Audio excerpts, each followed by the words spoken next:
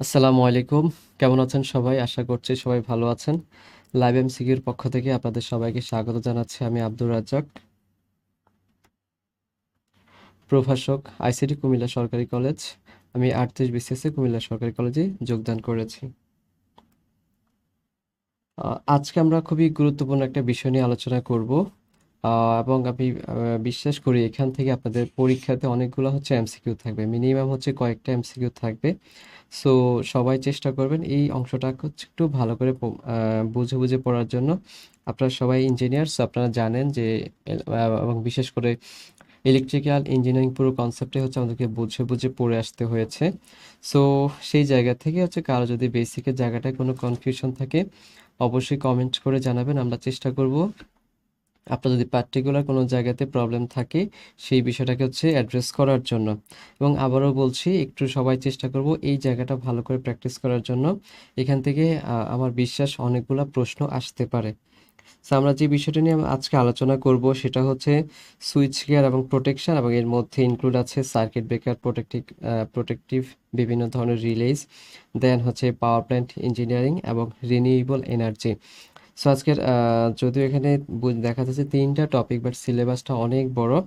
সেই কারণে এখান থেকে কিছু অংশ আমরা হচ্ছে পরবর্তী একটা ক্লাস আলোচনা করব, বিশেষ করে রিলে এবং হচ্ছে রিনিউয়েবল যে এনার্জি সোর্স যেটা আছে, এই দুইটা অংশ আমরা পরবর্তী কোনো একটা ক্লাসে আলোচনা করব। তারপর আজকে ক্লাসটা অনেক দীর্ঘ হবে, সবাই চেষ্টা করবো একটু মনোযোগ দিয়ে ক্লাসটা দেখার জন্য।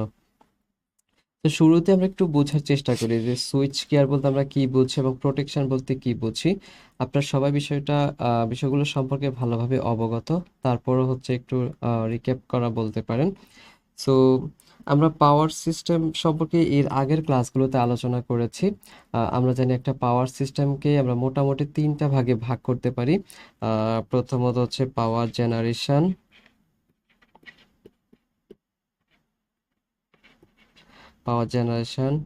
দেন হচ্ছে পাওয়ারটাকে আমাদেরকে ট্রান্সমিট করতে হয়, ট্রান্সমিশন, এবং ফাইনালি হচ্ছে ডিস্ট্রিবিউশন। সো আমরা এই যে জেনারেশন, ট্রান্সমিশন এবং ডিস্ট্রিবিউশন করি, সো এই কাজটা করতে গিয়ে আমরা জেনেছি যে আমরা যে পাওয়ার যে জেনারেট করি সেটা হচ্ছে সাধারণত 11 কেভিতে আমরা হচ্ছে পাওয়ারটাকে জেনারেট করি। এবং তারপর আমরা যখন এটাকে ট্রান্সমিট করি তখন আমরা বিভিন্ন কেভিতে এটাকে ট্রান্সমিট করি, সাধারণত হচ্ছে 230 কেভি, এখান থেকে শুরু করে সর্বোচ্চ 400 কেভি পর্যন্ত বাংলাদেশে বর্তমান প্রেক্ষাপটে আমাদের সর্বোচ্চ ট্রান্সমিশন ভোল্টেজটা হচ্ছে 400 কেভি। এবং আমরা যখন ডিস্ট্রিবিউশন করি সেখানে ভোল্টেজটাকে আমরা আস্তে আস্তে স্টেপ ডাউন করি, এবং এটাকে লাস্ট এন্ডে আমরা সাধারণত 200 বা 220 ভোল্ট, সেখান থেকে 400 বা 440 ভোল্টে সেটাকে ডিস্ট্রিবিউট করি। অর্থাৎ আমরা যখন সিঙ্গেল ফেজ ইউজার যারা, তাদেরকে আমরা সাপ্লাই দিই 220 ভোল্ট বা 200 ভোল্ট যেটাই বলি না কেন। দেন যারা যে থ্রি ফেজ যে লোডগুলো আছে সেখানে আমরা 400 বা 440 ভোল্ট আমরা সেখানে হচ্ছে সাপ্লাই দিয়ে থাকি।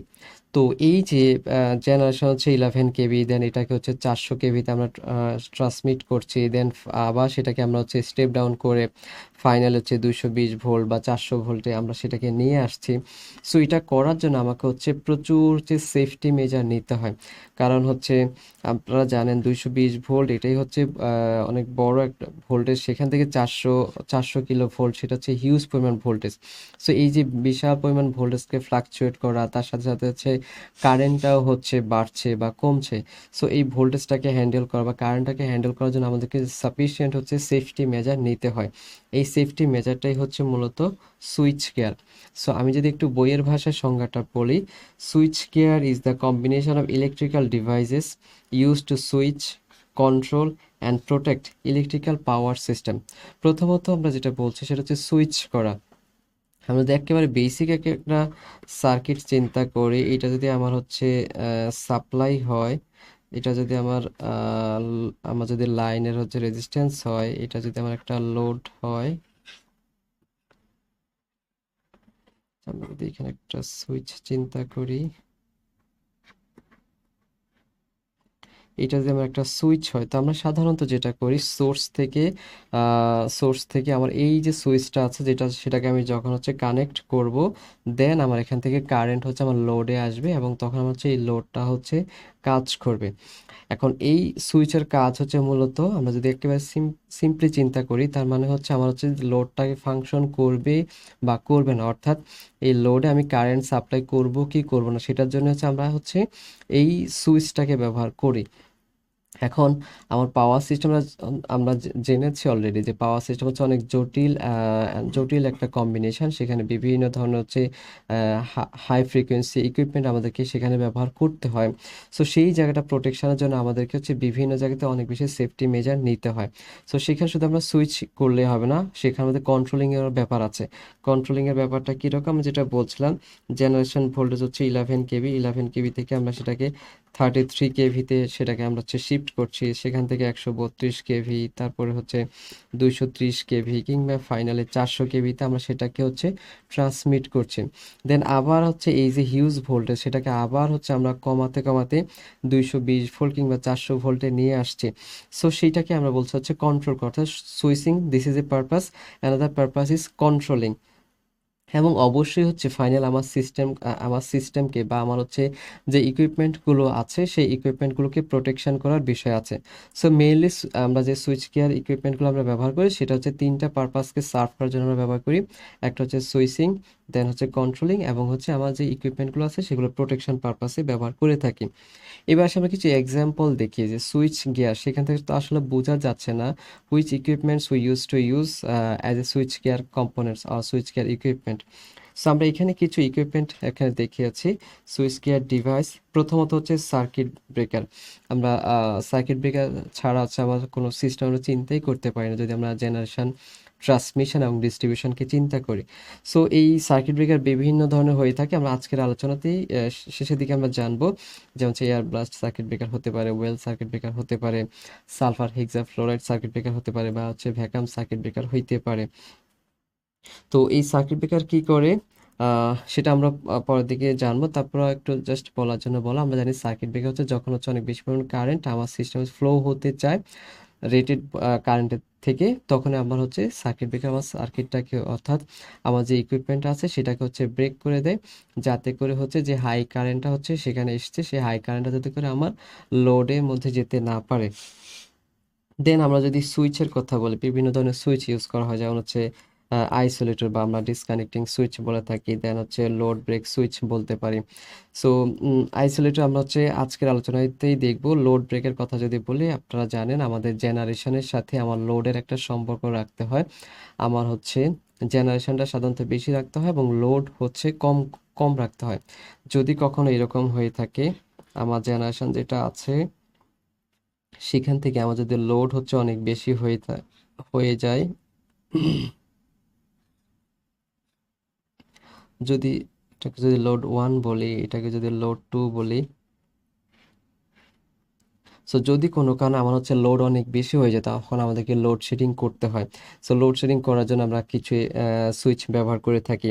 দেন হচ্ছে আমরা প্রোটেকশন পারপাস আমরা ফিউজ ব্যবহার করে থাকি, তারপর বিভিন্ন ধরনের হচ্ছে রিলে ব্যবহার করে থাকি। ফিউজের কনসেপ্টের সাথে আপনারা সবাই পরিচিত। ফিউজটা হচ্ছে একটা তার, সিম্পলি যদি বলি তাহলে সেটা হচ্ছে এই রকম। এইটা যদি একটা সোর্স হয়, দেন এইটা একটা সুইচ, দেন এইটাকে আমরা যদি একটা ফিউজ বলি, এইটা হচ্ছে আমার একটা লোড। সো আমি যখন হচ্ছে এই সুইচটাকে যখন আমি হচ্ছে অন করছি, তখন এখান দিয়ে একটা সার্টেন একটা কারেন্ট হচ্ছে আমার হচ্ছে লোডের মধ্যে ফ্লো হবে। এখন যদি কোনো কারণে আমার এই লোডের জন্য যে রেটেড কারেন্ট আছে তার থেকে যদি অনেক বেশি পরিমাণ কারেন্ট ফ্লো হয়, তখন আমার এই যে ফিউজ যেটা আছে, এই ফিউজটা হচ্ছে আমার সাধারণত গলে যায়। যখন গলে যাবে তখন আমার এটা কি হয়ে যাবে, এখান থেকে সার্কিটটা হচ্ছে ব্রেক হয়ে যাবে। আর এখানে ব্রেক হওয়া মানে হচ্ছে এখানে আর কোনো কারেন্ট ফ্লো হবে না। সো দিস ইজ ফিউজ, আমরা সবাই জানি। দেন আমাদেরকে আবার সিস্টেমের মধ্যে বিভিন্ন ধরনের হচ্ছে রিলে ব্যবহার করতে হয়, ডিস্টেন্স রিলে, ডিফারেনশিয়াল রিলে, এরকম বিভিন্ন ধরনের রিলে ইউজ করে আমরা সেই জিনিসগুলো আলোচনা করব। দেন খুবই গুরুত্বপূর্ণ একটা ইকুইপমেন্ট হচ্ছে কারেন্ট ট্রান্সফর্মার, যেটা আমরা সাধারণত সিটি বলি। দেন পটেনশিয়াল ট্রান্সফর্মার, যেটাকে আমরা হচ্ছে পিটি বলে। সো কারেন্ট ট্রান্সফরমার কি করে আমরা সবাই জানি, আমার পাওয়ার সিস্টেম যেটা বলছিলাম, অনেক হেভি, অনেক বেশি পরিমাণ কারেন্ট আমরা নিয়ে কাজ করি, কিংবা অনেক বেশি পরিমাণ ভোল্টেজ নিয়ে আমরা কাজ করি। তো আমার রিলেগুলো সাধারণত খুব অল্প পরিমাণ ভোল্টেজের জন্য হচ্ছে তৈরি করা হয়। এই কারেন্ট ট্রান্সফরমারের কাজ হচ্ছে অনেক, যে হাই কারেন্ট আছে সেটাকে সে ইকুইভ্যালেন্ট একটা হচ্ছে লো কারেন্টে হচ্ছে কনভার্ট করে। অর্থাৎ এই ব্যাপারটা অনেকটা এইরকম যে আমার সিস্টেম হয়তো 100 অ্যাম্পিয়ার কারেন্ট ফ্লো হচ্ছে, সেইটাকে সে হচ্ছে 5 অ্যাম্পিয়ারে হচ্ছে কনভার্ট করছে, যেটা আমরা পার ইউনিট সিস্টেমে হচ্ছে এর আগের ক্লাসে আলোচনা করেছিলাম, যে একটা বেস, একটা বেস কারেন্ট বা বেস ভোল্টেজ ধরে বড় যেই অ্যামাউন্ট আছে সেটাকে ছোট একটা ইউনিটে হচ্ছে কনভার্ট করে। সো কারেন্ট ট্রান্সফরমারটা যেটা করে সেটা মূলত হচ্ছে আমার হচ্ছে লার্জ কারেন্টকে ছোট কারেন্টে কনভার্ট করে, যাতে করে আমার সেটার জন্য সেফটি মেজারটা, কস্ট যাতে করে কমে আসে, এবং অনেক বেশি কারেন্টকে হ্যান্ডেল করা আমরা বলছি যে সেটা হচ্ছে একটু বেশি রিস্কি। তার থেকে যদি কম কারেন্টকে আমরা হ্যান্ডেল করি সেটাকে অপেক্ষাকৃত হচ্ছে কম ঝুঁকিপূর্ণ। সেই কারণে আমরা কারেন্ট ট্রান্সফরমারের মাধ্যমে কারেন্টটাকে কমিয়ে আনি। একইভাবে ভোল্টেজটাকে আমরা হচ্ছে কমিয়ে আনার জন্য হচ্ছে পটেনশিয়াল ট্রান্সফর্মার ব্যবহার করি। এবং আপনারা জানেন কারেন্ট ট্রান্সফর্মারটাকে সিরিজে কানেক্ট করি, পটেনশিয়াল ট্রান্সফর্মারটাকে আমরা প্যারালালি কানেক্ট করি। দেন বিভিন্ন ধরনের প্রোটেক্টিভ রিলে আমরা ইউজ করি, over current relay, earth fault relay, differential relay. So আমরা যদি একটু বোঝার চেষ্টা করি যে ফাংশন, যে সুইচ গিয়ারের ফাংশনটাকে আমরা শুরুতেই বলেছি, সুইচ গিয়ার হচ্ছে মেইনলি তিনটা পারপাস সেটা সার্ভ করে। একটা হচ্ছে সুইচিং পারপাস, দেন হচ্ছে আমার কন্ট্রোল করা, এবং হচ্ছে আমার যে সিস্টেমের মধ্যে যে ইকুইপমেন্টগুলোকে আছে সেই সিস্টেমগুলোকে আমরা প্রোটেকশনের জন্য আমরা ব্যবহার করে থাকি। সো এখানে একটু ডিটেলস আলোচনা করে সুইচিং কী করে সে কানেক্ট করছে কিংবা ডিসকানেক্ট করছে certain part of A power system. অর্থাৎ যখন হচ্ছে আমার বেশি পরিমাণ কারেন্ট ফ্লো হবে, আমার রেটেড কারেন্ট বা রেটেড ভোল্টেজের থেকে বেশি পরিমাণ ভোল্টেজ বা কারেন্ট ফ্লো করবে, তখন হচ্ছে আমার সুইচ গিয়ার ইকুইপমেন্টটা হচ্ছে সে হচ্ছে রেসপন্স করবে, এবং রেসপন্স করে আমার হচ্ছে যে লোডগুলো আছে বা যে ইকুইপমেন্টগুলো আছে সেগুলোকে সাপ্লাই থেকে আলাদা করবে। আর আলাদা করার ফলে আমার সিস্টেমে যে ইকুইপমেন্টগুলো আছে সেগুলো হচ্ছে আর ক্ষতিগ্রস্ত হবে না, যার ফলে তাদের সেফটিটা হচ্ছে এনশোর করবে। এবং আমরা অলরেডি আলোচনা করেছি সিটি এবং পিটি কিভাবে কাজ করে। সো এইখানে হচ্ছে একটু সার্কিটের মাধ্যমে একটু দেখানোর চেষ্টা করেছে, যেখানে আমি একটু আগে এঁকে দেখিয়েছিলাম আর কি। সো আমি যদি এইটাকে একটা সিস্টেম চিন্তা করি, এটা হচ্ছে আমার সাপ্লাইটা। এখন এই সাপ্লাইটার এইখানে হচ্ছে আমার হচ্ছে লোডে আসার আগে আমি যদি এই জায়গাতে একটু লোড লোড না হয়, সেটা হচ্ছে আমার সিস্টেমের মধ্যে যে কোনো হচ্ছে খুবই এক্সপেন্সিভ যে কোনো হচ্ছে ইকুইপমেন্টও হইতে পারে। সো এখান থেকে সাপ্লাইটা যখন আসবে, সে রিলে এবং রিলের সাথে হচ্ছে আমার সার্কিট ব্রেকার থাকবে। আমার যদি সিস্টেমের মধ্যে যদি কারেন্ট যদি কম হয়ে থাকে, তখন সাধারণত হচ্ছে সার্কিট ব্রেকারের মধ্যে হচ্ছে রিলেটা থাকে, কিংবা যখন আমার ট্রান্সমিশন লাইন বা যদি ডিস্ট্রিবিউশন লাইন বলে, যেখানে ভোল্টেজটা অনেক বেশি, সেই জায়গাতে সাধারণত হচ্ছে কখনো কখনো রিলে এবং সার্কিট ব্রেকারটা আলাদা হয়ে থাকে। সো আমার এই যে রিলে কয়েল যেটা আছে, রিলে কয়েলের সাথে আমরা হচ্ছে পরের ইয়েটাতে যদি আসি, এখানে যদি আমরা দেখি যে এখানে সার্কিট ব্রেকার আছে, সার্কিট ব্রেকারের সাথে আমার একটা হচ্ছে সিটি বা কারেন্ট ট্রান্সফর্মার আছে, এবং এর সাথে হচ্ছে আমার একটা রিলে কয়েল আছে। তো যখনই আমার এই সার্কিট ব্রেকারটা, সেটা হচ্ছে বাস বারের সাথে হচ্ছে কানেক্ট করা। এখন এই সিটির কাজটাকে আমরা বলেছি, সিটির কাজটা হচ্ছে যখন আমার কারেন্টটা অনেক বেশি পরিমাণ কারেন্ট নিয়ে আমরা কাজ করব, সেই কারেন্টটাকে, লার্জ একটা কারেন্টকে সে ছোট একটা কারেন্টে সে কনভার্ট করবে। রিলে কয়েলের কাজটা হচ্ছে আমার যখনই হচ্ছে আমার সিস্টেমের মধ্যে রেটেড ভোল্টেজ বা কারেন্টের থেকে, যখন আমি যদি রেটেড কারেন্টের কথাই বলি, রেটেড কারেন্ট অপেক্ষা যদি বেশি পরিমাণ কারেন্ট ফ্লো হওয়ার মতন অবস্থা তৈরি হয়, তখন সে এই রিলে কয়েলটা আমাকে একটা সিগন্যাল দিবে সার্কিট ব্রেকারটাকে যে ট্রিপ করার জন্য। ট্রিপ করা মানে হচ্ছে আমার হচ্ছে যে সিস্টেমটাকে আমি যদি সিম্পলি যদি এরকম চিন্তা করি, একটু বড় করে যদি ইয়ে করি, এখানে একটা সার্কিট ব্রেকার যদি থাকে, এটা যেই কোনো, আমি মনে করছি এখানে কিছু একটা জিনিস আছে যেটাকে আমি প্রোটেক্ট করতে চাই। সো যখনই আমার হচ্ছে হেভি কারেন্ট ফ্লো করবে, তখনই আমার হচ্ছে এই রিলে কয়েলটা আমার সার্কিট ব্রেকারটাকে ট্রিপ করতে বলে। আর ট্রিপ করা মানে হচ্ছে এরকম ব্রেক হয়ে যাওয়া। যখনই ব্রেক হবে, তখন আমার এইখানে হচ্ছে কারেন্ট, এই লোডে বা এই ইকুইপমেন্টের মধ্য দিয়ে আর কোনো কারেন্ট ফ্লো হবে না। যেহেতু কারেন্ট ফ্লো হচ্ছে না, তার মানে আমার হচ্ছে এই ইকুইপমেন্টটা হচ্ছে সেফ থাকছে। সো এইটাই হচ্ছে কাজ করে। তার মানে রিলের কাজ কি? রিলে হচ্ছে মূলত ডিটেক্ট করে অ্যাবনর্মাল কন্ডিশন, অর্থাৎ যে রেটেড ভোল্টেজ বা রেটেড কারেন্ট অপেক্ষা বেশি ভোল্টেজ বা বেশি বেশি কারেন্ট আসছে কিনা, সে হচ্ছে এই অ্যাবনর্মাল কন্ডিশনটা হচ্ছে কি সে হচ্ছে আইডেন্টিফাই করে বা ডিটেক্ট করে। এবং রিলে হচ্ছে একটা স্ট্রিপ সিগন্যাল পাঠায় সার্কিট ব্রেকার, অর্থাৎ সার্কিট ব্রেকারকে সে ইনস্ট্রাকশন দেয় this is the time to trip. এবং সার্কিট ব্রেকার যখন হচ্ছে রিলের কাছ থেকে ইনস্ট্রাকশন পাবে, তখন সার্কিট ব্রেকারটা হচ্ছে ওপেন হয়ে যাবে কিংবা ব্রেক করবে। ব্রেক করা মানে হচ্ছে আমি যে ইকুইপমেন্টটাকে প্রোটেক্ট করার জন্য সার্কিট ব্রেকারটা ব্যবহার করছি, সেই ইকুইপমেন্টের সাথে আমার যে সাপ্লাইটা আছে সেই সাপ্লাইটাকে হচ্ছে সে ডিসকানেক্ট করে দিবে। আচ্ছা, সো এবার যদি বলি ইম্পর্টেন্স, অবশ্যই এনশিওর করে সেফটি অফ দ্য পিপল। শুধু মানুষজনের সেফটিটাকে সে এনশিওর করছে না, আমার যে ইকুইপমেন্টগুলো আছে যেগুলো খুব এক্সপেন্সিভ, সেই ইকুইপমেন্টগুলোকেও সে আমার হচ্ছে প্রোটেক্ট করছে। এবং সিস্টেমের স্ট্যাবিলিটিটাকেও সে হচ্ছে এনশিওর করছে। আমরা আগের ক্লাসে আলোচনা করেছিলাম যে ব্ল্যাক আউটের মতো সিচুয়েশন, অর্থাৎ যখন আমার লোড এবং ডিমান্ড, জেনারেশন এবং ডিমান্ড, এই দুইটার মধ্যে যদি কোনো কারণে আমি যদি ব্যালেন্স করতে না পারি, তখন আমার পাওয়ার যে প্ল্যান্টগুলো আছে বা জেনারেটিং স্টেশনগুলো আছে সেগুলো কলাপস করে। এবং একটার পর একটা যদি কলাপস করতে থাকে এবং এটাকে যদি আমরা খুব দ্রুত স্টেবল করতে না পারি, তখন ব্ল্যাক আউট হয়। ব্ল্যাক আউট মানে হচ্ছে কোনো একটা দেশ কিংবা কোনো একটা দেশের বিরাট অংশ যখন হচ্ছে আউট অফ ইলেকট্রিসিটিতে চলে যায়, সেটাকে আমরা বলি হচ্ছে ব্ল্যাক আউট। সো এই জিনিসগুলো এনশিওর করছে আমার হচ্ছে সুইচ কেয়ার ইকুইপমেন্টগুলো। দেন হচ্ছে প্রোভাইড করে রিলায়েবিলিটি এবং continuity of power supply. So এরকম একটা কোশ্চেন হতে পারে যে হুইচ ইজ দ্য ইউজ বা which is the application off switch gear equipment. তাহলে আমরা দেখবো যে এরকম কোনো অপশন আছে কিনা যে সেফটি এনশিওর করছে মানুষজনের যারা ওই সিস্টেমে কাজ করছে বা হচ্ছে যেখানে ইলেকট্রিসিটিটা সাপ্লাই করছি, দেন আমার হচ্ছে ইকুইপমেন্টগুলো সেফটি এনশিওর করছে, সিস্টেমের স্টেবিলিটিটাকে সে এনশিওর করছে সুইচ গিয়ার ইকুইপমেন্টগুলো। তো এই সুইচ গিয়ার ইকুইপমেন্টগুলো বিভিন্ন ধরনের হয়ে থাকে, বিভিন্ন ক্যাটাগরিতে ওদেরকে ভাগ করা হয়। আমরা যদি ভোল্টেজটাকে বেস ধরি, দেন আমার এই সুইচ গিয়ার ইকুইপমেন্টগুলো তিন ধরনের হয়ে থাকে। একটা হচ্ছে low voltage switch gear, then হচ্ছে মিডিয়াম ভোল্টেজ, আর একটা হচ্ছে high voltage. So low voltage বুঝতেই পারছি, যেটা হচ্ছে আমাকে হ্যান্ডেল করছে খুব অল্প পরিমাণ ভোল্টেজ। এই অল্প মানেও অ্যাকচুয়ালি অল্প না, সেটা হচ্ছে 1 kV ভোল্টেজকে হ্যান্ডেল করছে। তার মানে আমরা বলতে পারি বাসা বাড়িতে কিংবা হচ্ছে যে ইন্ডাস্ট্রিতে হচ্ছে লোড কম, সেই জায়গাগুলোতে আমরা সাধারণত লো ভোল্টেজ সুইচ গিয়ার ইকুইপমেন্টগুলোকে ব্যবহার করে থাকি। এটার উদাহরণ হতে পারে হচ্ছে এমসিবি, মিনিয়াচার সার্কিট ব্রেকার, কিংবা হচ্ছে মোল্ডেড কেস সার্কিট ব্রেকার। এই জিনিসগুলো হতে পারে যে লো ভোল্টেজ সুইচ গিয়ার ইকুইপমেন্টের উদাহরণ। যদি মিডিয়াম ভোল্টেজ সুইচ গিয়ার বলে, তার মানে অবশ্যই সেটা 1 kV বেশি ভোল্টেজ। সো মিডিয়াম ভোল্টেজ হচ্ছে 1 kV থেকে 36 kV। এবং আমরা তো আসলে সাধারণত বাসা বাড়িতে কিংবা ইন্ডাস্ট্রিতে সাধারণত এত পরিমাণ ভোল্টেজ সাধারণত আমরা ব্যবহার করি না।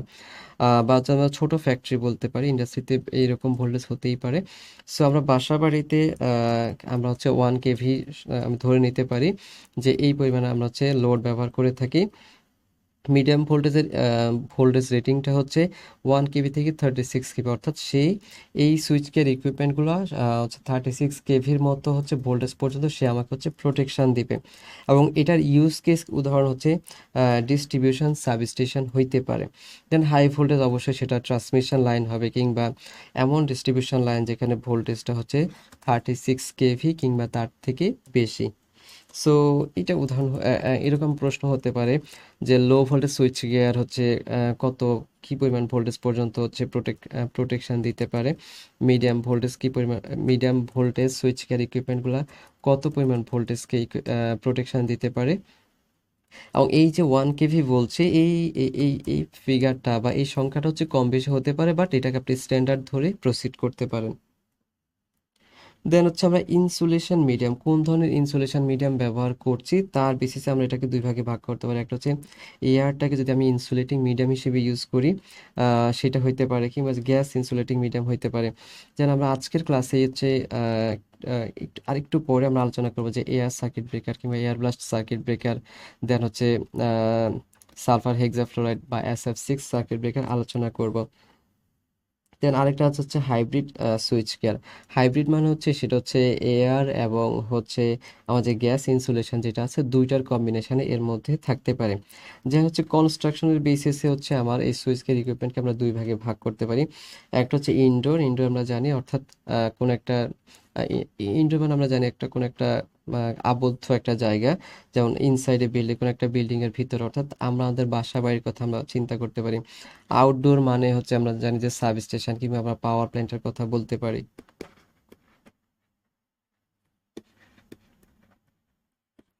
সো এই এই উদাহরণগুলো আসতে পারে যে কোনটা হচ্ছে একটা ইনডোর সুইচ গিয়ারের উদাহরণ। সো আমরা অবশ্যই দেখবো ইনসাইড এ বিল্ডিং বা inside a room something like that. আর আউটডোর বললে অবশ্যই যেটা একটা খোলা জায়গাকে বোঝাবে অবশ্যই।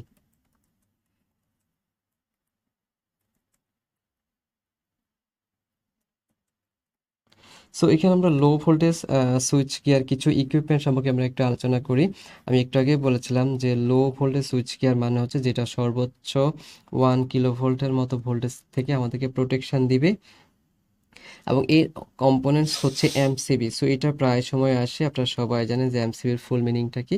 সো এমসিবি মানে হচ্ছে মিনিয়েচার সার্কিট ব্রেকার। এবং এইটা একটা আসার মতো একটা প্রশ্ন যে এমসিবি কত পরিমাণ কারেন্ট কে সে হচ্ছে বা কি পরিমাণ কারেন্টের বেশি পরিমাণ কারেন্ট হলে সে হচ্ছে ব্রেক করবে বা হচ্ছে কাজ করবে, অর্থাৎ সার্কিট ব্রেকারের কাজই হচ্ছে সার্টেইন একটা কারেন্টের অধিক পরিমাণ কারেন্ট যদি ফ্লো হয় তখনই সে হচ্ছে ব্রেক করবে। সো এই এমসিবি যেটা সেটা রেটিংটা হচ্ছে সর্বোচ্চ 125 এম্পিয়ার পর্যন্ত, অর্থাৎ 125 একটা আহ, একটা এমসিবি 32 এম্পিয়ারেরও হতে পারে, যেটা নর্মাল সার্কিট ব্রেকার বা আমরা বাসা বাড়িতে যে সার্কিট ব্রেকারগুলো ব্যবহার করি 16 এম্পিয়ার কিংবা 32 এম্পিয়ারের। এখন একটা 32 এম্পিয়ার সার্কিট ব্রেকার মানে হচ্ছে সে কি করবে 32 এম্পিয়ার পর্যন্ত কারেন্টকে সে তার মধ্যে দিয়ে ফ্লো করতে দিবে, এবং এর বেশি পরিমাণ কারেন্ট যদি ফ্লো হওয়ার মতন অবস্থা তৈরি হয় তখন সে হচ্ছে ব্রেক করে দিবে। সো এটা হচ্ছে প্রোটেকশন দেয় মূলত ওভারলোড এবং শর্ট সার্কিট থেকে। আমরা জানি সাধারণত বেশি কারেন্ট ফ্লো হয় যখন হচ্ছে শর্ট সার্কিটের মতন অবস্থা তৈরি হয়। শর্ট সার্কিট মানে আমরা জানি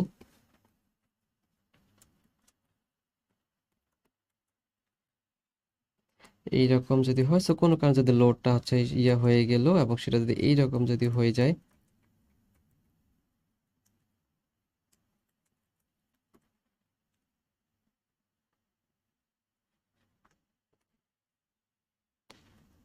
কোনো কারণে যদি এইরকম অবস্থা তৈরি হয় তো এইটাকে আমরা বলি হচ্ছে শর্ট সার্কিট অবস্থা। এবং শর্ট সার্কিট মানে হচ্ছে কারেন্টটা হচ্ছে অনেক বেশি পরিমাণ কারেন্ট হচ্ছে ফ্লো হয়। এবং আমরা জানি যদি ওপেন সার্কিট হয়, যদি ওপেন সার্কিট হয় এবং ওপেন সার্কিট আমরা জানি কারেন্টটা হচ্ছে শূন্য। ওকে, সো যে আটা আলোচনা করছি যে এমসিবি, সো এটা একটা প্রশ্ন হতে পারে যে এমসিবি কখন হচ্ছে ব্রেক করবে। এমসিবি এর রেটিংটা সর্বোচ্চ কত, সেটা হচ্ছে 125 এম্পিয়ার পর্যন্ত হইতে পারে, সর্বোচ্চ এর কমও হইতে পারে। কারণ বাসাবাড়িতে সাধারণত এত লোডের উপরে ডিপেন্ড করে। তবে যেই সব বাসাবাড়িতে আমরা যদি ধরে নেই ফ্যান লাইট কিংবা একটা দুইটা এসি আছে, সো এইগুলো তো আসলে হচ্ছে এত হেভি হচ্ছে এম্পিয়ার দরকার হয় না। সো এটা প্রোটেকশন দিয়ে আমাকে মূলত ওভারলোড এবং শর্ট সার্কিট এই দুই ধরনের হচ্ছে প্রবলেম থেকে। এবং এটার ইউজ কেস যদি বলি হোম এবং স্মল কমার্শিয়াল সিস্টেমের মধ্যেই সাধারণত আমরা এমসিবিটা ব্যবহার করি। দেন হচ্ছে MCCB moulded case circuit breaker যেটা, সো এটার ক্যাপাসিটি যেটা একটু রেটিংটা একটু খেয়াল করি। এটা সর্বোচ্চ 3200 এম্পিয়ার পর্যন্ত আমাকে সে প্রোটেকশন দেয়। এবং ইউজ কেসটা অবশ্যই হচ্ছে বাসাবাড়ি হবে না, এটা হচ্ছে ইন্ডাস্ট্রিজ কিংবা লার্জ ডিস্ট্রিবিউশন সিস্টেমের মধ্যেই আমরা সাধারণত এমসিসিবিটাকে ব্যবহার করে থাকি। দেন হচ্ছে সার্কিট ব্রেকারের আলোচনায় এসে যদি এয়ার সার্কিট ব্রেকারের কথা যদি বলি, সো আমরা যেটাকে একটু আগে বলছিলাম এমসিবি কিংবা এমসিসিবি, সেগুলো হচ্ছে সাধারণত লো লো যে লোডগুলো আছে, লো রেটিং লো এম্পিয়ার যে লোডগুলো আছে সেইগুলোর জন্য আমরা সাধারণত এমসিবি কিংবা এমসিসিবিটাকে ব্যবহার করি। বাট যখন আমাকে অনেক বেশি পরিমাণ কারেন্টকে হ্যান্ডেল করতে হয় তখন আমরা হচ্ছে ওয়েল সার্কিট ব্রেকার কিংবা এয়ার ব্লাস্ট সার্কিট ব্রেকার এই ধরনের সার্কিট ব্রেকারগুলোকে ব্যবহার করে থাকি। যেমন যদি এয়ার সার্কিট ব্রেকার কথাই বলি, সেটা হচ্ছে আমাকে 6300 এম্পিয়ার, হিউজ পরিমাণ একটা কারেন্ট। সো এই ধরনের ক্ষেত্রে আমরা এটাকে ব্যবহার করে থাকি। এবং এটা যদি ইউজ কেস বলি, আমরা হচ্ছে লো ভোল্টেজ বাস বারের ক্ষেত্রে আমরা এটাকে ব্যবহার করে থাকি। দেন হচ্ছে ফিউজ, আমরা আলোচনা করেছিলাম একটু আগে যে ফিউজ হচ্ছে যখন হচ্ছে রেটেড কারেন্ট অপেক্ষা বেশি কারেন্ট ফ্লো করে তখন আমরা ফিউজটা ব্যবহার করি। আপনারা জানেন ফিউজের একটা প্রবলেম আছে, যেহেতু ফিউজটা হচ্ছে গলে যায়। এইটাকে যদি আমরা, এটা যদি একটা ফিউজ হয়, এটা যদি একটা লোড হয়, সো ফিউজটা যেহেতু গলে যায় তার মানে এটাকে আমাকে আবারও এখানে হচ্ছে নতুন করে আরেকটা ফিউজ হচ্ছে ফিউজ দিয়ে এখানে রিপ্লেস করতে হবে। It takes some time. সেই কারণে আমরা সাধারণত সার্কিট ব্রেকারটাকে প্রিফার করি, কারণ সার্কিট ব্রেকারটা খুব দ্রুত হচ্ছে, সে যখনই হাই কারেন্ট ফ্লো করে তখন সে দ্রুত হচ্ছে সে ট্রিপ করে, এবং আমরা জানি যখন ট্রিপ করে তারপরে আমরা হচ্ছে সুইচটাকে আবারও হচ্ছে খুব সহজে সেটাকে কানেক্ট করে দিতে পারি, কোনো ধরনের রিপ্লেসমেন্ট দরকার হয় না। সেই কারণে আমরা ফিউজ অপেক্ষা সার্কিট ব্রেকারটাকেই বেশি প্রিফার করি। দেন আমরা বিভিন্ন ধরনের রিলে নিয়ে আজকে আলোচনা করব। আমরা যেটা জেনেছি যে রিলে এবং সার্কিট ব্রেকারের কাজটা হচ্ছে, রিলের কাজ হচ্ছে সে হচ্ছে কোনো একটা ফল্ট বা অ্যাবনর্মাল একটা কন্ডিশনকে সে আইডেন্টিফাই করবে এবং আমার সার্কিট ব্রেকারকে ইনস্ট্রাকশন দিবে ট্রিপ করার জন্য, তখন সার্কিট ব্রেকারটা ট্রিপ করবে।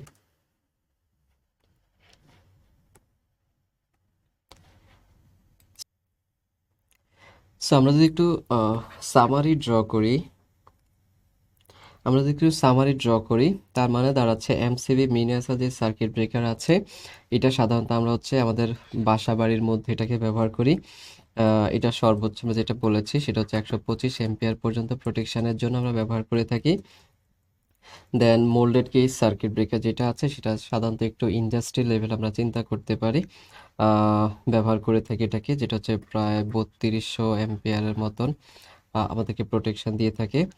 দেন হচ্ছে এয়ার সার্কিট ব্রেকার কিংবা ভ্যাকাম সার্কিট ব্রেকার কিংবা SF6 অর্থাৎ সালফার হেক্সাফ্লোরাইড যে সার্কিট ব্রেকার আছে, এগুলো সাধারণত আমাদের হচ্ছে ট্রান্সমিশন লাইনের কথা আমরা বলতে পারি কিংবা ডিস্ট্রিবিউশন লাইনের উদাহরণও হতে পারে।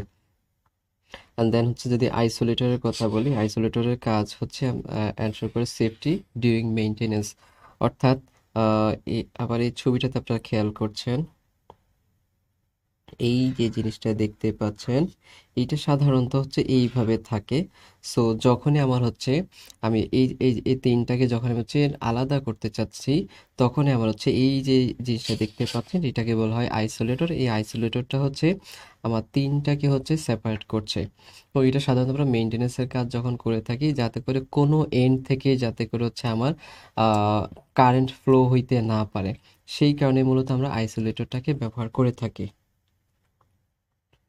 সো আমার যদি একটু প্রোটেকশন বলতে কি বোঝায় সেটা একটু যদি আমরা বইয়ের ভাষায় আলোচনা করি, protection system is the arrangement of device, যেটার মধ্যে থাকতে পারে relay, fuse, current transformer, potential transformer কিংবা circuit breaker, that detect abnormal condition and isolate faulty parts to safeguard equipment and people.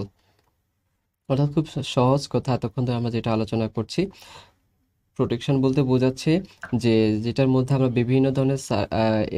বিভিন্ন ধরনের হচ্ছে আমরা ইকুইপমেন্ট ব্যবহার করব, যেটা পারপাসটা হচ্ছে আমার যাতে করে ফল্টি কারেন্ট থেকে বা ফল্টি ভোল্টেজ থেকে যাতে করে হচ্ছে আমার যেই আমার যে ইকুইপমেন্টগুলো আছে সেগুলোকে হচ্ছে সেফ করা, শুধু সেটাই নয়, মানুষজনেরও যাতে করে ক্ষতি না হয় সেইটা নিশ্চিত করা।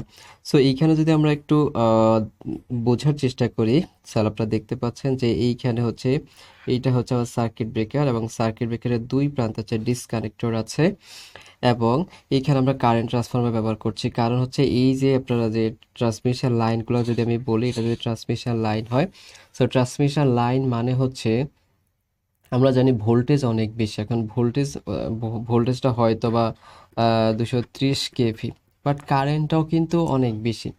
আমরা যদি ভোল্টেজের রেসপেক্টেবল সেক্ষেত্রে হয়তো কারেন্টটা কম, বাট এমনিতেই কারেন্টটা হচ্ছে অনেক বেশি। সো এই যে বিশাল পরিমাণ কারেন্ট, আমি যদি এটাকে 6000 এম্পিয়ার যদি কারেন্ট বলি, so that is a huge current. এখন এই কারেন্টটাকে পরিমাপ করা কিংবা এইটাকে হচ্ছে যে হিউজ কারেন্ট সেটাকে ম্যানেজ করা, এটা হচ্ছে অনেক টাফ জব এবং অনেক রিস্কি। সেই কারণে আমরা কারেন্ট ট্রান্সফরমার ব্যবহার করে আমরা এই কারেন্টটাকে হচ্ছে ছোট একটা কারেন্ট হচ্ছে কনভার্ট করি। সেই কারণে হচ্ছে আমরা রিলের সাথে এখানে কারেন্ট ট্রান্সফরমারটাকে ব্যবহার করছি। সো যেটা হয় সেটা হচ্ছে আমার যখন হচ্ছে রিলে যখন হচ্ছে অনেক বেশি পরিমাণ কারেন্ট ফ্লো হবে, বেশি পরিমাণ কারেন্ট বলতে কীরকম, আমি যদি একটা উদাহরণ চিন্তা করি, ধরা যাক আমার হচ্ছে আমার হচ্ছে এই কারেন্ট ট্রান্সফরমার কী করছে, 1000 এম্পিয়ারকে সে 1 এম্পিয়ার হচ্ছে সে কনভার্ট করছে। এখন আমার হচ্ছে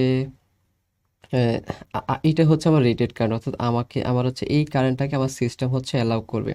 যদি কোনো কারণে 2000 এম্পিয়ার হয় কিংবা 1500 এম্পিয়ার যদি কারেন্ট হয়, তার মানে সেটাকে আমার যে কারেন্ট ট্রান্সফরমার আছে 2000 এম্পিয়ারকে সে 2 এম্পিয়ার বানায় ফেলবে, কিংবা 1500 এম্পিয়ারকে 1.5 এম্পিয়ারে সে কনভার্ট করবে।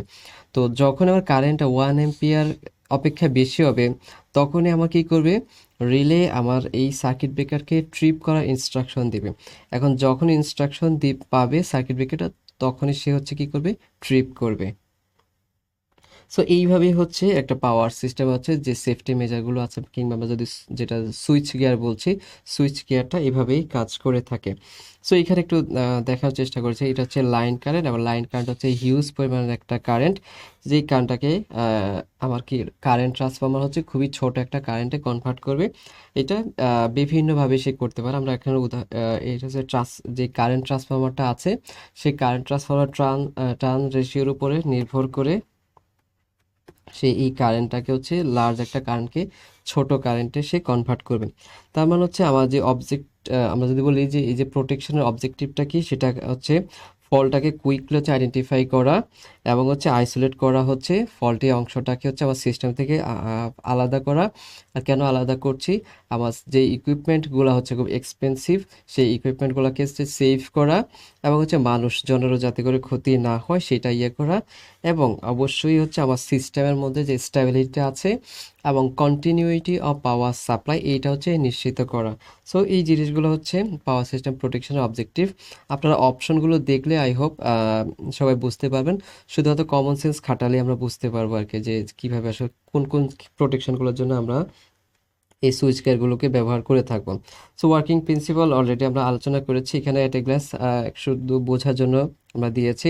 আবারও যদি বলি, প্রথম হচ্ছে রিলে, সেটা হচ্ছে ওভার কারেন্ট বা হচ্ছে অ্যাবনর্মাল কন্ডিশনটাকে সে ডিটেক্ট করবে, এবং যখনই হচ্ছে অ্যাবনর্মাল কন্ডিশনটাকে সে ডিটেক্ট করবে, তখন আমার হচ্ছে সার্কিট ব্রেকারকে ব্রেক করতে বলবে, এবং সার্কিট ব্রেকার সেটা হচ্ছে এক্সিকিউট করবে।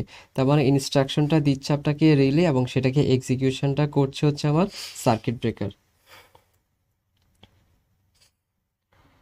সো এখানে একটু রিলে দেখতে কীরকম, কিংবা সার্কিট ব্রেকার দেখতে কি, ফিউজ দেখতে কীরকম, সেটা আমরা একটু এখানে একটু ছবির মাধ্যমে দেখানোর চেষ্টা করেছি।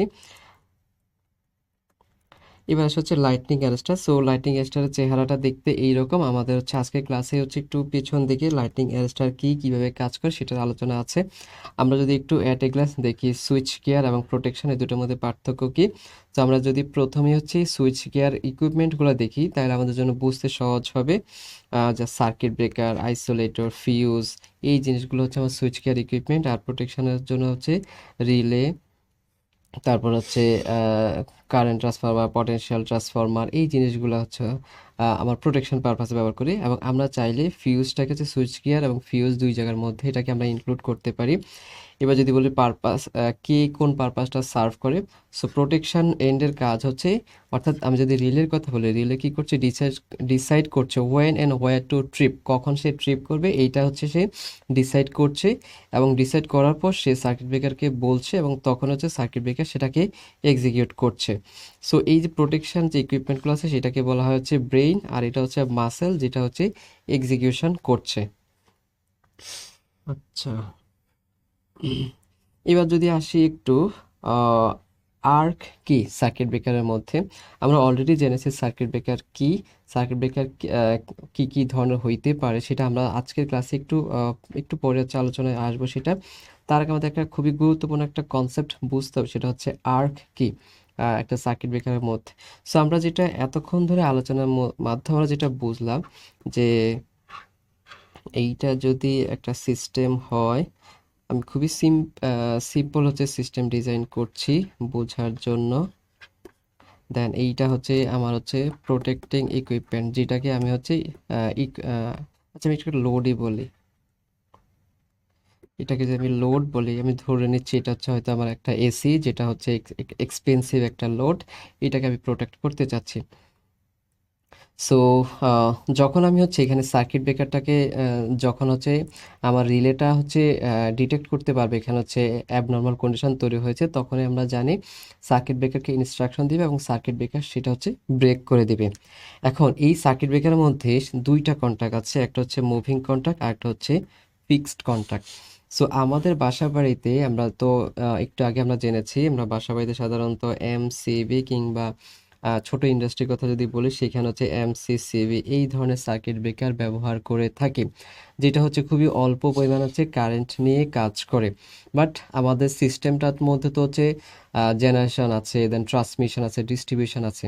সো আমি যদি একটু ট্রান্সমিশন লাইনের কথা চিন্তা করি, ট্রান্সমিশন লাইন আমরা মানে হচ্ছে হিউজ পরিমাণের ভোল্টেজ, হিউজ পরিমাণ ভোল্টেজ মানে হচ্ছে কারেন্টটাও হচ্ছে সেখানে হচ্ছে যথেষ্ট পরিমাণের। এখন আমি যদি এটা যদি একটা ট্রান্সমিশন লাইনের কথা যদি আমি চিন্তা করি, সো যখন যখন আমার হচ্ছে সার্কিট ব্রেকারটা ব্রেক করে দিবে, অর্থাৎ সিস্টেমটা আমি হয়তো ধরে নিচ্ছি যে এইরকম দাঁড়াইছে, আহ, এইরকম যদি একটা সিস্টেম দাঁড়াইছে, এর মধ্যে এখানে আমার সার্কিট ব্রেকারটা ছিল। আমরা জানি সার্কিট ব্রেকারের মধ্যে একটা হচ্ছে মুভিং কন্টাক্ট আছে আর একটা হচ্ছে ফিক্সড কন্টাক্ট আছে। এবং যখন আমার হচ্ছে এটা ব্রেক হয়ে গেল, অর্থাৎ সার্কিট ব্রেকার তো হচ্ছে আমার হচ্ছে সাপ্লাই থেকে আমার ইকুইপমেন্টটাকে আলাদা করে দিয়েছে, তখন এই জায়গাটা কিন্তু খালি।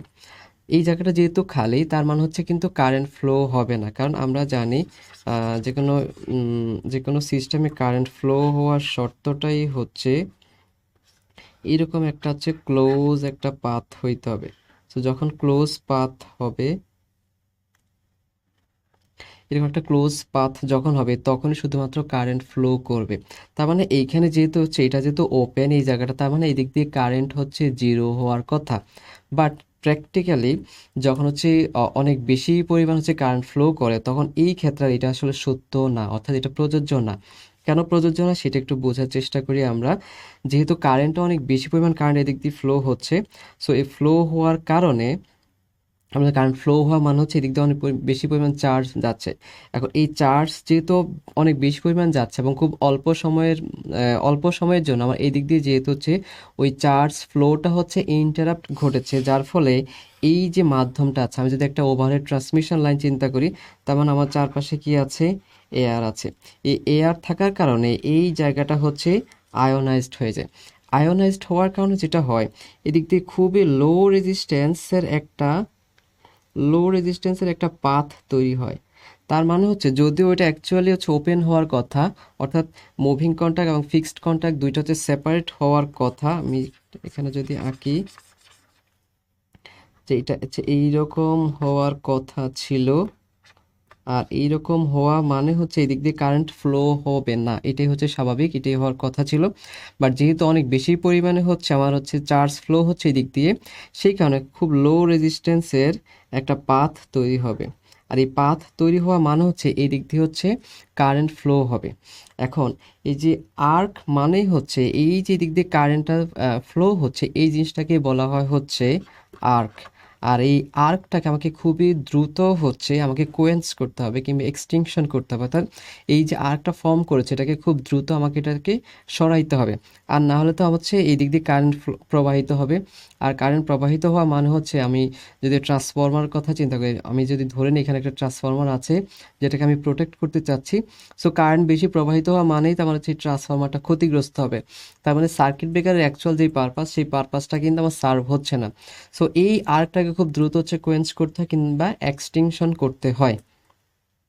সো দিস ইজ কল হচ্ছে আর্ক ইন সার্কিট ব্রেকার। আমরা যদি একটু আহ, পড়ি তাহলে একটু দেখতে পাবো, when a circuit breaker opens under fault an arc is struck between the contacts due to ionization of air।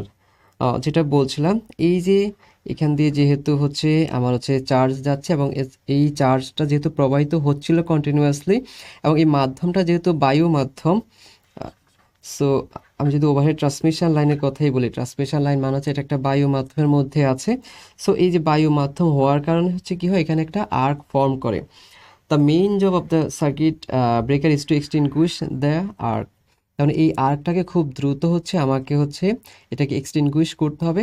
কারণ হচ্ছে যদি এদিক দিয়ে হচ্ছে কারেন্ট ফ্লোই হয়, তার মানে যেটা বলছিলাম যে এই ইকুইপমেন্টকে আমি প্রোটেকশন দেওয়ার জন্য সার্কিট ব্রেকার ব্যবহার করছি, সো সেই কাজটা হবে না। আচ্ছা, এবার আসি হচ্ছে during the separation of contacts due to large fault current and high current density at the contact region, the surrounding medium ionizes and thus a conducting medium is formed. This is called arc.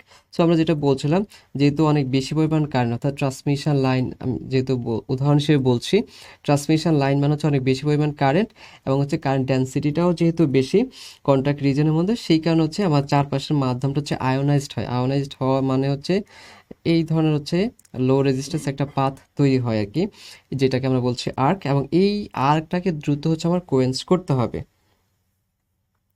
আচ্ছা, so এখন আমরা একটু আলোচনা করব যে arc extinction in circuit breaker. So এইটাকে আমরা হচ্ছে কীভাবে হচ্ছে এই আর্কটাকে এক্সটিংশন করব, এবং খুবই যত দ্রুত আমি এই আর্কটাকে এক্সটিংশন করতে পারবো, ততই হচ্ছে আমার সিস্টেমের মধ্যে যে ইকুইপমেন্টগুলোকে আমি প্রোটেকশন দেওয়ার জন্য সার্কিট ব্রেকার ব্যবহার করছি, ততই হচ্ছে আমার সেই ইকুইপমেন্টগুলো হচ্ছে সেফ থাকবে।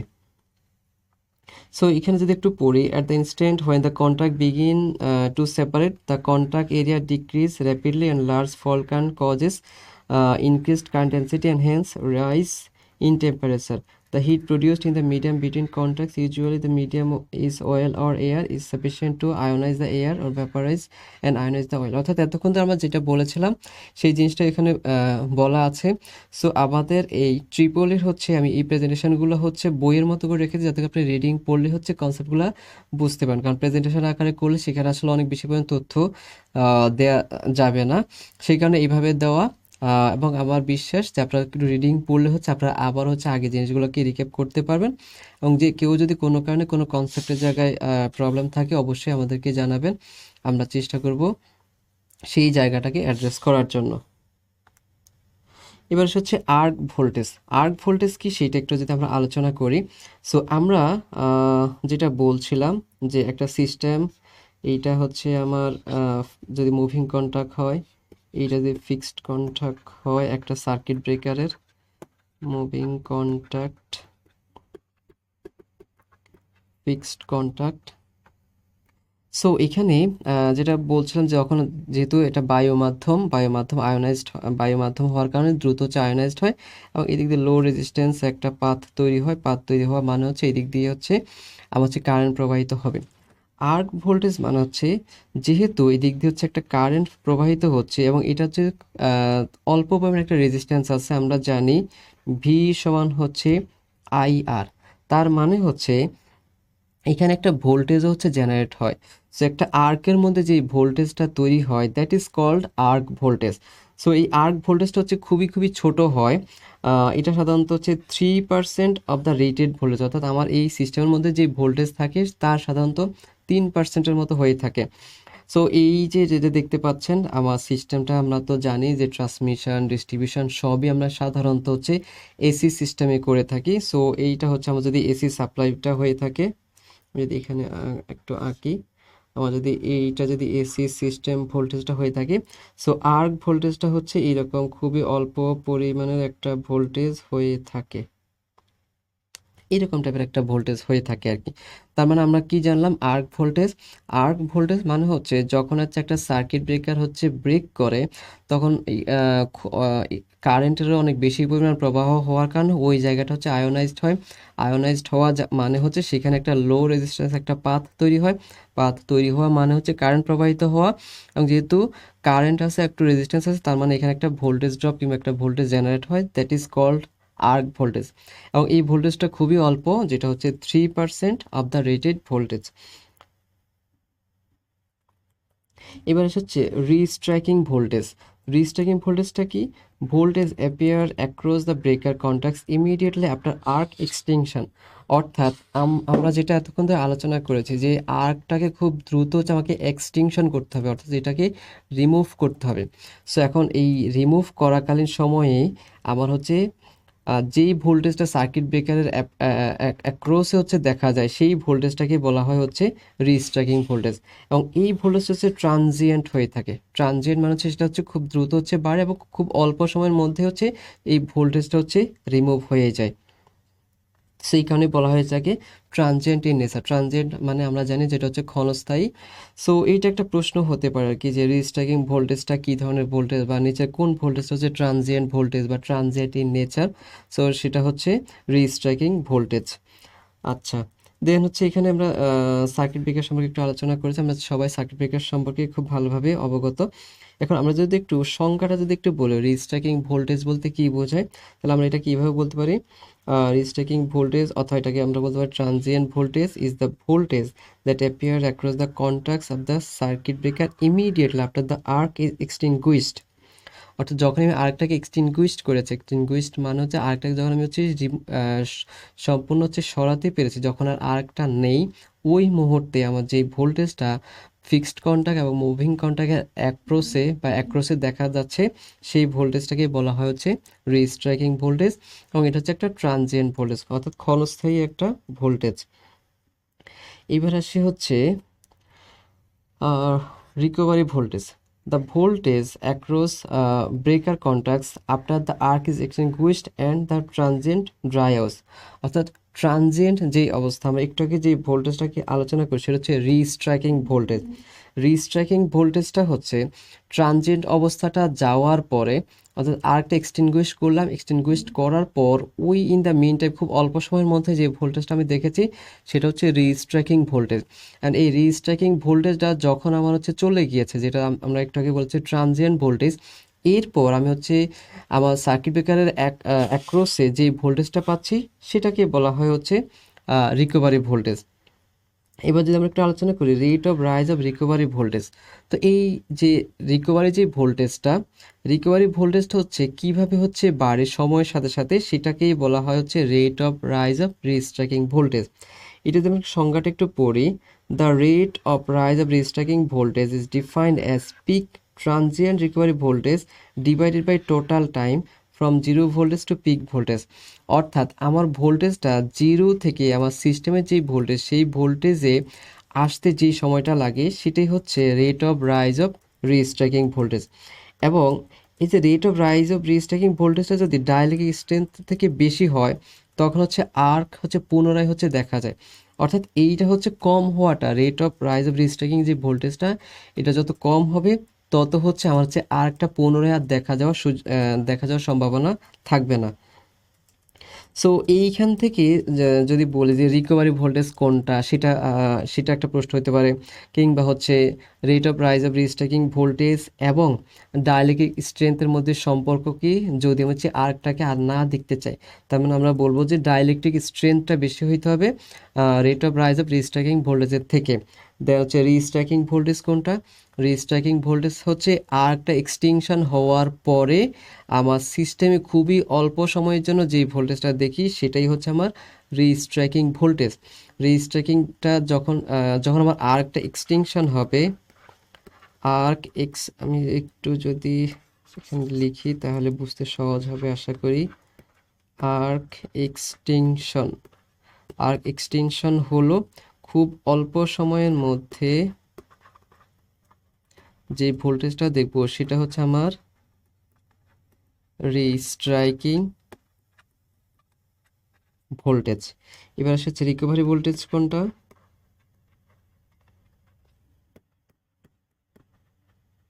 আমরা যেটা বললাম যে রিস্ট্রাকিং ভোল্টেজটা হচ্ছে ট্রানজিয়েন্ট, অর্থাৎ খুব অল্প সময়ের মধ্যে সেটা হচ্ছে চলে যাবে।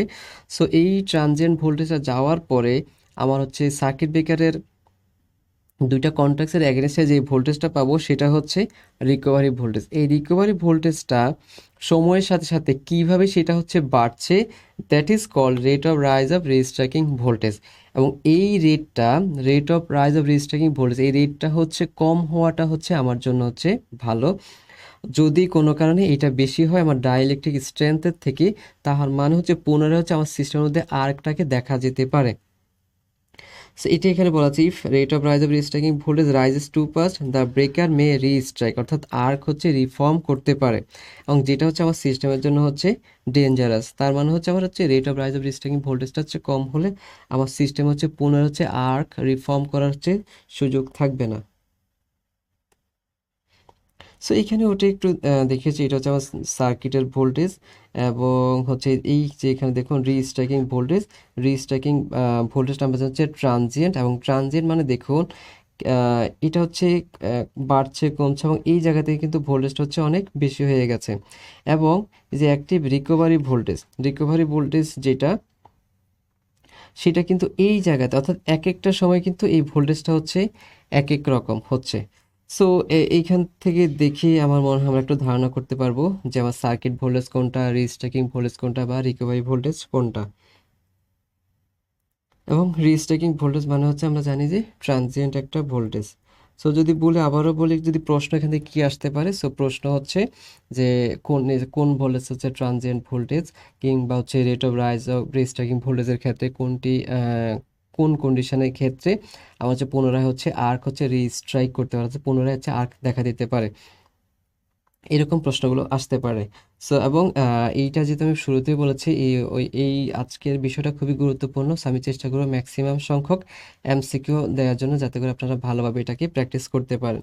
এবার যদি আমরা একটু সার্কিট ব্রেকারের আলোচনা করি, সার্কিট ব্রেকারের সাথে আমরা সবাই খুবই খুবই ভালোভাবে পরিচিত, তারপরে একটু ধারণা দেওয়ার চেষ্টা করছি আপনাদের। Circuit breaker is a mechanical switching device capable of making, carrying and breaking current. So আমরা হচ্ছে মেকিং মানে হচ্ছে এটার মধ্য দিয়ে কারেন্ট প্রবাহিত হয় সাধারণত। মেকিং কেন বলছি এটা একটু পরে বলি। ক্যারিংটা বলছি, অর্থাৎ সার্কিট ব্রেকারের মধ্য দিয়ে আমরা জানি সার্কিট ব্রেকার হচ্ছে নর্মালি ক্লোজ অবস্থায় থাকে।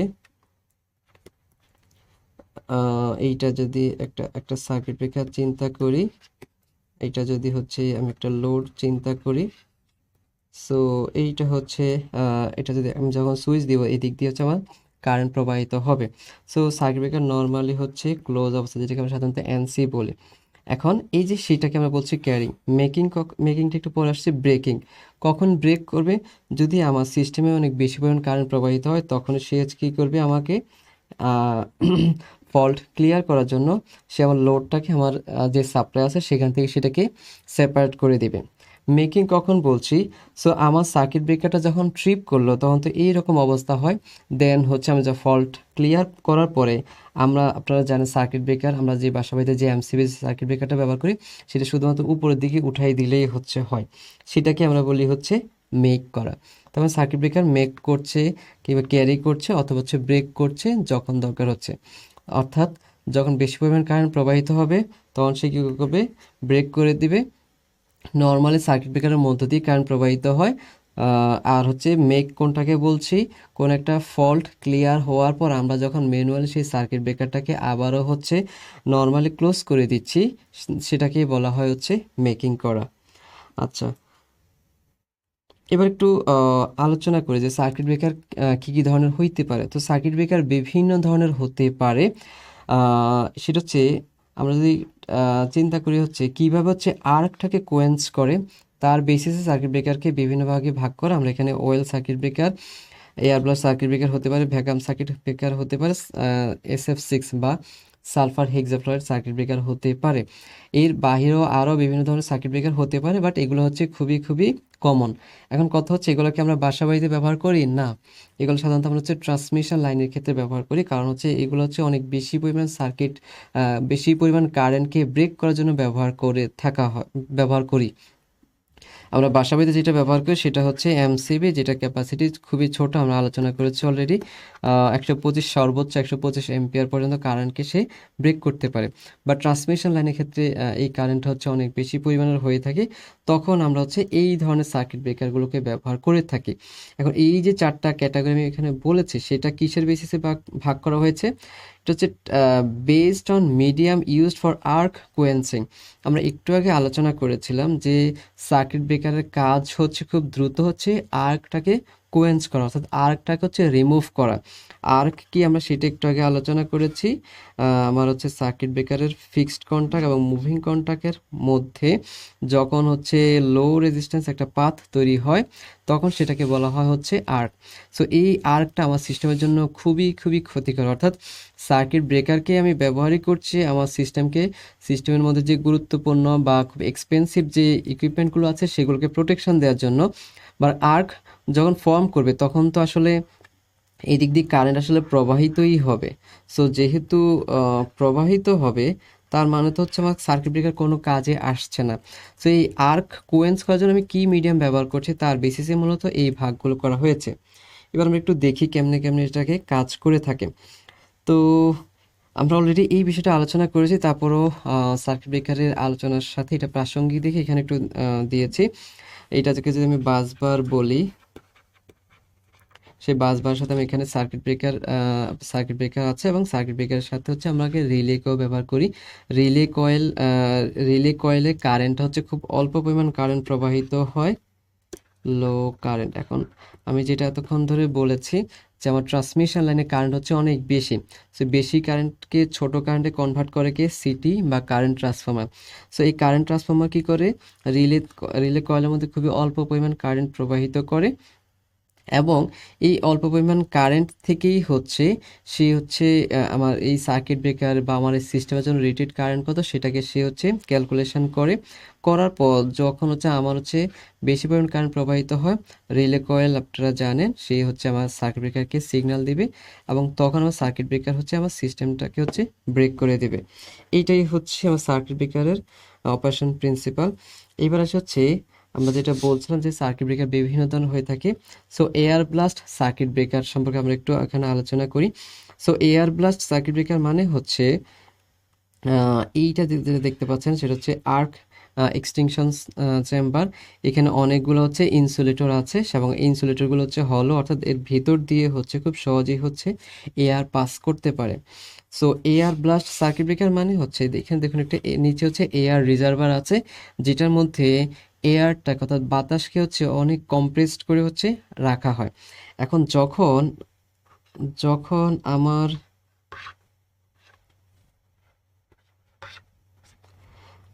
এইখানে যখন একটা আর্ক ফর্ম করলো তখন আমি এইখান থেকে এই এয়ার রিজার্ভার যেটা আছে সেইখান থেকে এই এই হলো ইনসুলেটরের মধ্য দিয়ে অনেক বেশি পরিমাণ হচ্ছে এয়ার দিয়ে থাকি। যখন এয়ার দিয়ে থাকে তখন এই আর্কটাকে আমি মূলত এখান থেকে হচ্ছে সরে যেতে বাধ্য হয়। তার ফলে যেহেতু এখানে হচ্ছে তখন আর আর্ক থাকে না, তার মানে হচ্ছে এই দিক দিয়ে হচ্ছে কোনো কারেন্ট ফ্লো হইতে পারে না। এইটাই হচ্ছে মূলত এয়ার ব্লাস্ট সার্কিট ব্রেকারের হচ্ছে প্রিন্সিপাল, এইভাবেই সেই কাজ করে। অর্থাৎ আবারও যদি বলি ফিক্সড কন্টাক্ট এবং মুভিং কন্টাক্ট দুইটা আলাদা হলো, কিন্তু যেহেতু অনেক বেশি পরিমাণ কারেন্ট প্রবাহিত হচ্ছে কিংবা এটা যদি বায়ু মাধ্যম হয় তার মানে এটা আয়োনাইজড হয়। আয়োনাইজড হওয়া মানে হচ্ছে এদিক দিয়ে আর্ক ফর্ম করে, আর্ক ফর্ম করা মানে হচ্ছে এদিক দিয়ে কারেন্ট প্রবাহিত হয়। সো আমার এই কারেন্ট ফ্লোটাকে বন্ধ করতে হবে। তখন আমরা কি করি, এই এয়ার রিজার্ভারটাকে আমি যখন এখানে এখানে একটা ভাল্ব থাকে, এই ভাল্ব যখন খুলে দেই তখন হচ্ছে অনেক বেশি পরিমাণ হচ্ছে এয়ার ফ্লো হয় এবং এয়ার ফ্লো হয়ে এই হচ্ছে আর্কটা ফর্ম করেছে এটাকে হচ্ছে সরানো হয়। This is the principal working principal of air blast circuit breaker. এখন আমি যদি একটু বলি এটা আমরা কখন ব্যবহার করি, তো এটা সাধারণত লো ভোল্টেজ ট্রান্সমিশন লাইনের ক্ষেত্রে আমরা সাধারণত এটাকে ব্যবহার করে থাকি।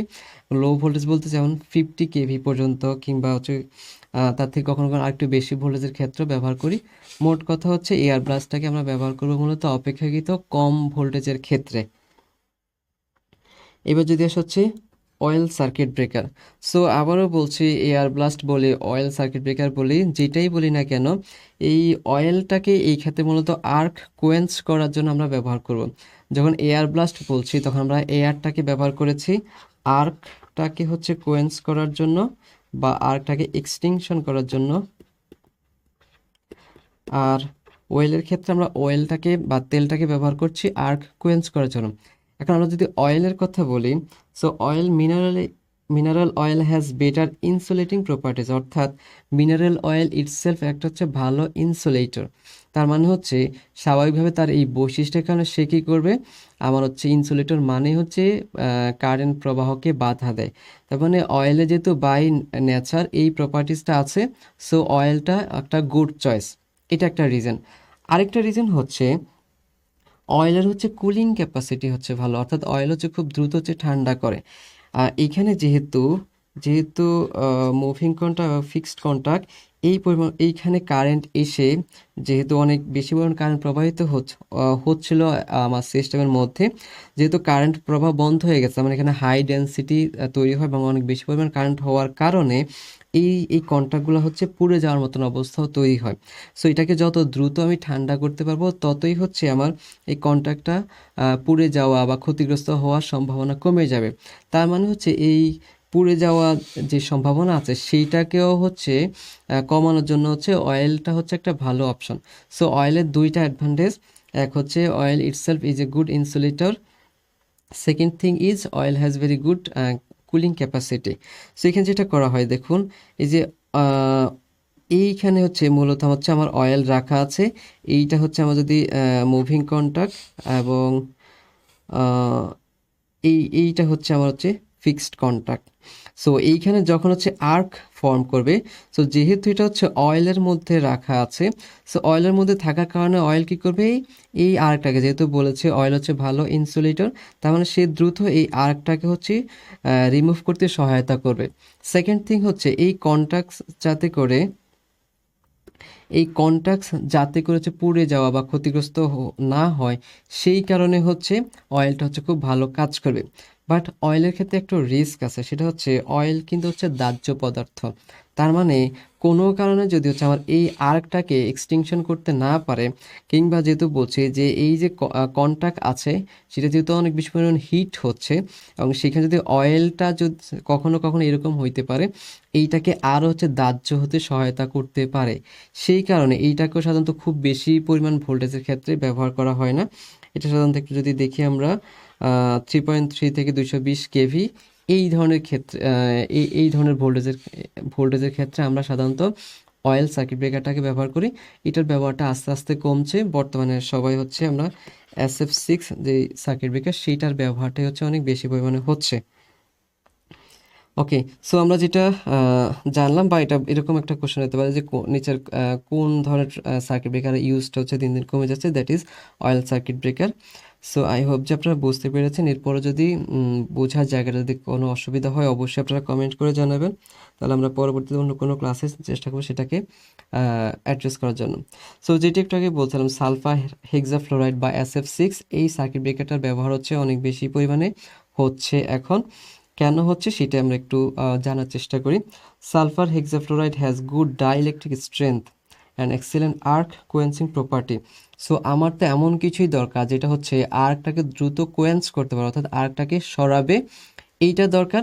আরেকটা হচ্ছে ডাইইলেকট্রিক স্ট্রেংথ, অর্থাৎ যেটা হচ্ছে আমার ইলেকট্রিসিটি পাসকে হচ্ছে বাধা দিবে। সো আমি যে বৈশিষ্ট্যগুলো খুঁজতেছি সেই বৈশিষ্ট্যগুলো হচ্ছে সালফার হেক্সাফ্লোরাইডের মধ্যে আছে। দেন ইট ইজ ইনার্ট, অর্থাৎ এটা হচ্ছে একটা নিষ্ক্রিয় গ্যাস, নন টক্সিক। আমরা অয়েল এটা হচ্ছে অর্থাৎ ক্ষতিকর না। দেন নন ইনফ্ল্যামেবল, আমরা অয়েলের ক্ষেত্রে যেটা বলেছিলাম একটু আগে, যে অনেক বেশি পরিমাণ ভোল্টেজ সেটাকে যদি কোনো কারণে ম্যানেজ করতে না পারে সেক্ষেত্রে হচ্ছে আগুন ধরে যেতে পারে বা হচ্ছে আরও ভয়াবহ অবস্থা তৈরি হইতে পারে। তো সালফার হেক্সাফ্লোরাইডের ক্ষেত্রে কিন্তু নন ফ্ল্যামেবল, অর্থাৎ এই ক্ষেত্রে আগুন এটা দাহ্য না।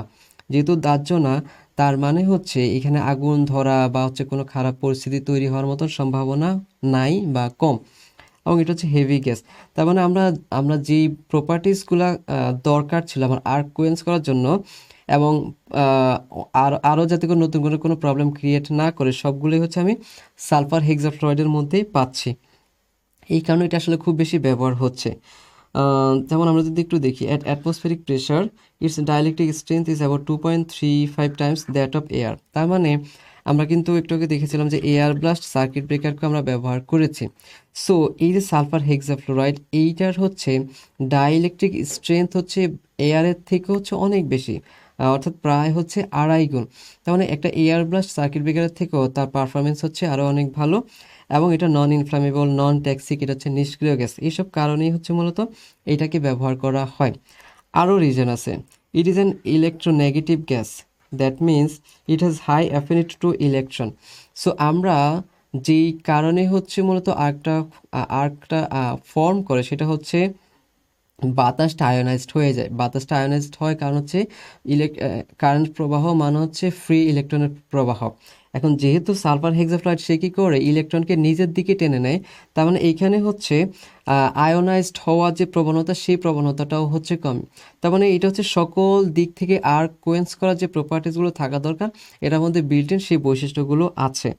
সেই কারণে হচ্ছে মূলত এই সালফার হেক্সাফ্লুরাইডটা হচ্ছে খুব বেশি ব্যবহার করা হয়। সো এটা একটা প্রশ্ন হইতে পারে যে সালফার হেক্সাফ্লুরাইডের ক্ষেত্রে কোনটা প্রযোজ্য। সো এটা আমরা বলবো ডাইলেকট্রিক স্ট্রেংথ খুব ভালো, এয়ার তুলনায় হচ্ছে 2.35 টাইমস বেশি। দেন এটা হচ্ছে ইনার্ট গ্যাস, নন টক্সিক, নন ইনফ্লামেবল। তারপর হচ্ছে হাই অ্যাফিনিটি ফর ইলেকট্রন, অর্থাৎ ইলেকট্রন আকর্ষণ করার প্রবণতা তার মধ্যে অনেক বেশি। সো এখানে একটু চিত্রের মাধ্যমে আমরা একটু দেখানোর চেষ্টা করেছি আর কি যে সালফার হেক্সাফ্লুরাইড যে সার্কিট ব্রেকারগুলো ব্যবহার করে সেখানে কি কি থাকে। নিচে সাধারণত এরকম একটা সাপোর্ট থাকে, দেন এখানে হচ্ছে আমার অপারেটিং মেকানিজমটা থাকে, এখানে আমরা কিছু হচ্ছে ইনসুলেটর ব্যবহার করে থাকি। সো এইটাই হচ্ছে মূলত সার্কিট ব্রেকার। এবং আপনারা যদি কেউ সাবস্টেশন বা হচ্ছে পাওয়ার প্ল্যান্টে কাজ করে থাকে তাহলে আপনারা দেখবেন যে হচ্ছে বর্তমান যে সার্কিট ব্রেকারগুলো হচ্ছে সাবস্টেশন বা পাওয়ার প্ল্যান্টে ব্যবহার করা হয় সেগুলো হচ্ছে অনেক বেশি পরিমাণে আসছে SF6 ব্যবহার করা হচ্ছে। আমিও কিছুদিন চাকরি করেছিলাম, সেই জন্য আমার কিছু ধারণা আছে। সো যদি একটু অ্যাডভান্টেজটা বলি, SF6 সার্কিট ব্রেকার আমরা অলরেডি জেনেছি ডাইলেকট্রিক স্ট্রেংথ অনেক বেশি, যেটা আমার জন্য খুব দরকার। তারপর হচ্ছে কম্প্যাক্ট ডিজাইন, খুবই সুন্দর মতো দেখবেন যে গ্রাউন্ডের মধ্যে হয়তো রাখা আছে, মানে খুব বেশি জায়গারও দরকার হয় না আসলে এই SF6-এর জন্য। এটা পারফরমেন্স হচ্ছে ভালো এবং হচ্ছে আসলে খুব একটা মেনটেন্যান্সও দরকার হয় না। আমি দেখেছি যখন সাবস্টেশন ভিজিটে গিয়েছিলাম দেখা যাচ্ছে বৃষ্টি টিষ্টি পড়ছে, তারপর হচ্ছে খুব একটা এটাকে সার্ভিস ওইরকম কিছু দরকার হয় না, খুব একটা মেনটেন্যান্সের দরকার হয় না। আর কোয়েন্সিং প্রপার্টিস হচ্ছে খুবই ভালো এবং এইটা হচ্ছে সুইটেবল ফর হাই ভোল্টেজ, অর্থাৎ যত বেশি পরিমাণ ভোল্টেজ যত অর্থাৎ ট্রান্সমিশন লাইনে আমরা যেটা বলছি আমাদের দেশে সর্বোচ্চ 400 কেভি পর্যন্ত ট্রান্সমিশন লাইন আছে। সো হাই ভোল্টেজ ট্রান্সমিশন লাইনের ক্ষেত্রে হচ্ছে SF6টা ব্যবহার করা হয়, কারণ এটার দাম একটু বেশি পড়ে, এই কারণে সাধারণত বেশি পরিমাণ ভোল্টেজের জন্যই হচ্ছে SF6 সার্কিট ব্রেকারটা ব্যবহার করা হয়। এবং এনভায়রনমেন্টাল ইম্প্যাক্টটা হচ্ছে অপেক্ষাকৃত হচ্ছে কম। যদি ডিসঅ্যাডভান্টেজ বলি, এটার আসলে অ্যাডভান্টেজের তুলনায় ডিসঅ্যাডভান্টেজ খুবই খুবই কম। তারপর যদি একটু বলি দেন হচ্ছে একটু কস্টলি বলতে হয়। গ্যাস লিক আসলে এরকম লিক হয় না, আসলে খুব সাফিসিয়েন্ট প্রোটেকশন মেজার নেওয়া হয় সব কিছুর বিচারে। আসলে SF6টা হচ্ছে খুবই ভালো একটা সার্কিট ব্রেকার। সো এখানে হচ্ছে ফিজিক্যাল প্রপার্টিজ SF6 এর এখানে একটু বলা আছে, আপনারা একটু পড়ে নিলেই হচ্ছে পারবেন, আমরা অলরেডি এগুলো আলোচনা করেছি। সো আর্ক কোয়েন্সটা কীভাবে করে, এটা যদি আমি মুভিং কন্ট্যাক্ট ধরি, এটাকে যদি আমি ফিক্সড কন্ট্যাক্ট ধরি, কোনো কারণে যদি এখানে যদি আর্ক ফর্ম করে, সো এই SF6 কী করবে, আমরা যেহেতু জেনেছি এটা হচ্ছে আর্ক কোয়েন্সিং ক্যাপাসিটি হচ্ছে এয়ারের তুলনায় অনেক বেশি, সো সে দ্রুত হচ্ছে এই যে আর্কটা এখানে ফর্ম করেছে এটাকে দ্রুত হচ্ছে কোয়েন্স করবে। দেন আরেকটা সার্কিট ব্রেকার আছে ভ্যাকাম সার্কিট ব্রেকার, এটাও হচ্ছে সাধারণত 11 কেবি থেকে 33 কেবি যে ট্রান্সমিশন লাইন সেই জায়গাগুলোতে এটাকে সাধারণত ব্যবহার করা হয়ে থাকে। সো এটা কিভাবে ব্যবহার আমরা যদি এইখানে একটু দেখি vacuum circuit breaker.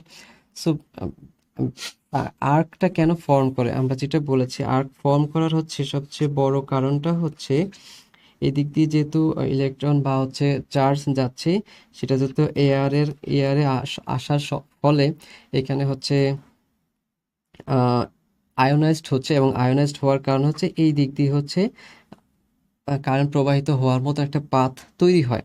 But vacuum মানেই তো হচ্ছে সে বায়ু শূন্য, সো যেহেতু বায়ু শূন্য তার মানে সে এয়ার কিংবা অয়েল এগুলোর সংস্পর্শে আসতে পারছে না। তো যেহেতু আসতে পারছে না তার মানে হচ্ছে আর্কটা হচ্ছে তৈরি হওয়ার সম্ভাবনাই হচ্ছে কম। এই মেকানিজমটাই মূলত কাজ করে হচ্ছে ভ্যাকাম সার্কিট ব্রেকারের ক্ষেত্রে। So in opening A metal, আচ্ছা এটা আমরা হচ্ছে ওইটার এইখানে একটু দেখতে পারবো। এখানে আমরা যদি একটা অ্যাডভান্টেজ বলি ভেরি ফাস্ট ডাইলেকট্রিক রিকভারি, অর্থাৎ এটার মধ্যে যেহেতু এটা হচ্ছে ভ্যাকাম একটা সিচুয়েশন তার মানে এখানে হচ্ছে এয়ার কিংবা অয়েলের সংস্পর্শে আসার সম্ভাবনা নাই। তার মানে হচ্ছে দ্রুত হচ্ছে ডাই ইলেকট্রিক স্ট্রেংথ তৈরি হয়। আর ডাই ইলেকট্রিক স্ট্রেংথ দ্রুত তৈরি হয় মানে হচ্ছে আর্ক ফর্ম করার সম্ভাবনা হচ্ছে কম। এটা মেনটেনেন্স খরচও খুবই কম লাগে, কারণ এটার জন্য আসলে কোনো গ্যাস অয়েল কোনো কিছু আসলে এরকম লাগে না কিংবা ম্যানেজ করতে হয় না। অর্থাৎ এটা হচ্ছে যেহেতু ভ্যাকাম একটা এনভায়রনমেন্ট, এবং এইটা হচ্ছে লনজিভিটি হচ্ছে তুলনামূলকভাবে হচ্ছে বেশি। সো এটা সাধারণত ফিডারগুলোর মধ্যে ব্যবহার করা হয় কিংবা হচ্ছে ইন্ডাস্ট্রিয়াল যে প্ল্যান্টগুলো আছে সেই জায়গাগুলোতে আমরা এই ভ্যাকাম সার্কিট ব্রেকারটা ব্যবহার করি। তবে হাই যদি হাই ট্রান্সমিশন ভোল্টেজ বলে থাকি বা হাই ট্রান্সমিশন লাইনের ক্ষেত্রে আমরা সাধারণত হচ্ছে SF6টাকেই ব্যবহার করি। এবার যদি আসে একটু লাইটনিং অ্যারেস্টার কি। সো লাইটনিং অ্যারেস্টার মানে হচ্ছে যখন হচ্ছে বজ্রপাত কিংবা ওই ধরনের সিচুয়েশন তৈরি হয়, তো আমাদের এই যে ট্রান্সমিশন লাইন আছে সেগুলোতে আমরা সাধারণত ওভারহেড ট্রান্সমিশন লাইন আমরা ব্যবহার করে থাকি। সারা পৃথিবীতেই এটাই হচ্ছে সাধারণত কমন প্র্যাকটিস, ট্রান্সমিশন লাইনগুলো ওভারহেডই হয়ে থাকে। সো এই যেহেতু এটা ওভারহেড, সো আমার হচ্ছে যদি কোনো একটা বজ্রপাত হয়, সো অনেক বেশি পরিমাণ ভোল্টেজ, সেটা হচ্ছে এই ট্রান্সমিশন লাইন হয়ে আমার হচ্ছে এই যে বাসা বাড়ি কিংবা ইন্ডাস্ট্রি অর্থাৎ আমার লোডের মধ্যে চলে আসতে পারে। সো তার মানে আমার এই ট্রান্সমিশন লাইনের মধ্যে এমন কোনো প্রোটেকশন ব্যবহার করতে হবে যাতে করে যে হাই ভোল্টেজটা তৈরি হয়েছে। হাই ভোল্টেজ মানে হচ্ছে আপনি চিন্তা করেন আমরা যে ট্রান্সমিশন লাইনের কথা বলছি সেটা হচ্ছে 400 কেভি, তার থেকে আরও অনেক বেশি পরিমাণ ভোল্টেজ হচ্ছে এখানে জেনারেট হয়। সো এই ভোল্টেজটা যদি আসে, আমার সিস্টেমটা তো ডিজাইন করা হয়েছে 400 কেভির জন্য। সো এর থেকে বেশি ভোল্টেজ আসলে তো আমার সিস্টেমটা হচ্ছে ব্রেক করতে পারে। তো সেই কারণে এই ট্রান্সমিশন লাইনে সাধারণত এমন একটা প্রোটেকশন মেজার ব্যবহার করা হয় যাতে করে ওই যে হাই ভোল্টেজটা তৈরি হয়েছে সেটা যাতে করে সরাসরি গ্রাউন্ডে পাস করে। এইটা দেখতেই পাচ্ছেন, এটা যদি আমি একটা ট্রান্সমিশন লাইন চিন্তা করি, এইটার সাথে এইখানে একটা লাইটনিং অ্যারেস্টার আমরা ব্যবহার করি, যেটার কাজ হচ্ছে হাই ভোল্টেজ যে সার্জ তৈরি হবে সেটাকে সরাসরি গ্রাউন্ডে পাস করা। সার্কিটটা যদি আপনি দেখেন এই রকম, এবং এই দিকেই সাধারণত হচ্ছে লোড ব্যবহার করি, অর্থাৎ যে লোডটাকে আমি প্রোটেক্টেড যে লোডটাকে আমি প্রোটেক্ট করতে চাই তার সাথে হচ্ছে আমরা হচ্ছে এই যে এইটাই হচ্ছে মূলত আমার হচ্ছে লাইটনিং অ্যারেস্টার হচ্ছে সার্কিট। তো এটা কিভাবে কাজ করে? নর্মালি নর্মালি যখন আমার সিস্টেমটা কাজ করে তখন এখানে দেখুন, এখানে কিন্তু একটা হচ্ছে গ্যাপ রয়েছে, এটাকে বলা হয়েছে স্পার্ক গ্যাপ। সো এখানে যেহেতু হচ্ছে ওপেন রয়েছে জায়গাটা, তার মানে এই দিক দিয়ে কোনো কারেন্ট প্রবাহিত হবে না। তার মানে কারেন্ট প্রবাহিত হবে এই দিক দিয়ে, তার মানে হচ্ছে আমার লোড বা আমার সিস্টেমটা ঠিকঠাক মতো কাজ করবে। এখন যখনই আমার সিস্টেমের মধ্যে অনেক বেশি পরিমাণ ভোল্টেজ আসবে, অর্থাৎ বজ্রপাত বা এই ধরনের প্রাকৃতিক দুর্যোগে যখন অনেক বেশি পরিমাণ ভোল্টেজ জেনারেট হবে, তখন এই যে স্পার্ক গ্যাপ যেটা, এই স্পার্কগুলো হচ্ছে পরস্পরের সংস্পর্শে আসবে। যখন সংস্পর্শে আসবে তার মানে এইটা হচ্ছে একটা পুরা পথটা হচ্ছে ক্লোজ হবে। ক্লোজ হওয়া মানে হচ্ছে কারেন্টটা তখন আর এই দিক দিয়ে না যেয়ে এই দিক দিয়ে সরাসরি হচ্ছে গ্রাউন্ডে পাস করবে, এবং যেহেতু এই দিক দিয়ে পাস করবে তখন আমার হচ্ছে যে লোড বা যে ইকুইপমেন্টটাকে আমি প্রোটেক্ট করতে চাচ্ছি এইটা হচ্ছে প্রোটেক্টেড থাকবে। এখন আপনার মনে হতে পারে যে এই স্পার্ক গ্যাপটা কি হচ্ছে স্বাভাবিক অবস্থায় হচ্ছে এইটা হচ্ছে ক্লোজ কন্টাক্টে আসতে পারে কিনা। এটা আসলে এমনভাবেই ডিজাইন করা হয় যাতে করে 400 কেভি অর্থাৎ আমার সিস্টেমের মধ্যে যে ভোল্টেজটা থাকে সেই ভোল্টেজে যাতে করে এই স্পার্ক গ্যাপটা হচ্ছে ক্লোজ কন্টাক্টে না আসে। তার মানে 400 কেভি বা তার থেকে 400 কেভির বেশি ভোল্টেজ যদি কখনো আসে তখনই মূলত সেটা হচ্ছে এটা ক্লোজ কন্টাক্টে আসবে। এবং এই নন লিনিয়ার যে রেজিস্ট্যান্স আছে, এই নন লিনিয়ার রেজিস্ট্যান্সের বৈশিষ্ট্য হচ্ছে যখন এইটা হচ্ছে যত বেশি পরিমাণ কারেন্ট এদিক দিয়ে আসবে তত দ্রুত হচ্ছে সেই গ্রাউন্ডের মধ্যে পাস করবে এবং এই স্পার্ক গ্যাপটা হচ্ছে ক্লোজ হবে। এটি হচ্ছে লাইটনিং অ্যারেস্টারের হচ্ছে ওয়ার্কিং প্রিন্সিপাল। তার মানে যদি বলা হয় লাইটিং অ্যারেস্টারের কাজ কি, সেটা হচ্ছে হাই ভোল্টেজ সার্জ যেটা তৈরি হয় সেটাকে হচ্ছে গ্রাউন্ডের মধ্যে সরাসরি হচ্ছে পাস করবে। এবং এই সার্কিট ডায়াগ্রামটা হচ্ছে আসতে পারে বা হচ্ছে লাইটিং অ্যারেস্টারে কী ধরনের রেজিস্ট্যান্স ব্যবহার করা হয়, আমরা বলবো non linear resistance. Location of lighting arrester, এটা সাধারণত সাব স্টেশনগুলোতে কিংবা হচ্ছে ট্রান্সমিশন লাইনগুলোতে ব্যবহার করা হয়, অথবা যেই জায়গাতে হচ্ছে যে জায়গায় মানুষ লোডের সেফটি নিয়ে কাজ করে সেই জায়গাগুলোতে হচ্ছে এই লাইটনিং অ্যারেস্টারটা ব্যবহার করা হয়ে থাকে। যেমন আমি হচ্ছে বাংলাদেশ সমরাস্ত্র কারখানায় চাকরি করেছিলাম। সো সেই জায়গাটাতে হচ্ছে আমরা অনেকগুলো লাইটিং অ্যারেস্টার ব্যবহার করতাম, যাতে করে আমার হচ্ছে ওখানে অনেক দামি দামি হচ্ছে ইকুইপমেন্ট রয়েছে। সো সেই ইকুইপমেন্টগুলোতে যাতে কোনো ক্ষতি না হয়, সেগুলো প্রোটেকশনের জন্য আমরা সেই জায়গাগুলোতে লাইটনিং অ্যারেস্টার ব্যবহার করতাম। সো এইবার আসে হচ্ছে খুবই গুরুত্বপূর্ণ আলোচনা। এটা এখান থেকে অনেকগুলো প্রশ্ন আসবে আই হোপ। লোড কার্ভ বা হচ্ছে লোড ডিউরেশন কার্ভ কি জিনিস আপনারা সবাই জানেন, যে আমাদের যে লোড, সেই লোডটা হচ্ছে ভেরি করে। অর্থাৎ আমরা যদি একটু সকাল ভোরের কথা চিন্তা করি, ভোর 4টা 5টা বা 6টা, সো আমরা তখন হচ্ছে বাসা বাড়ি বা অফিস এগুলো সকল লোডই হচ্ছে বন্ধ থাকে। তার মানে সেই সময় আমার হচ্ছে পাওয়ার জেনারেশনটা কম থাকবে, এটাই স্বাভাবিক।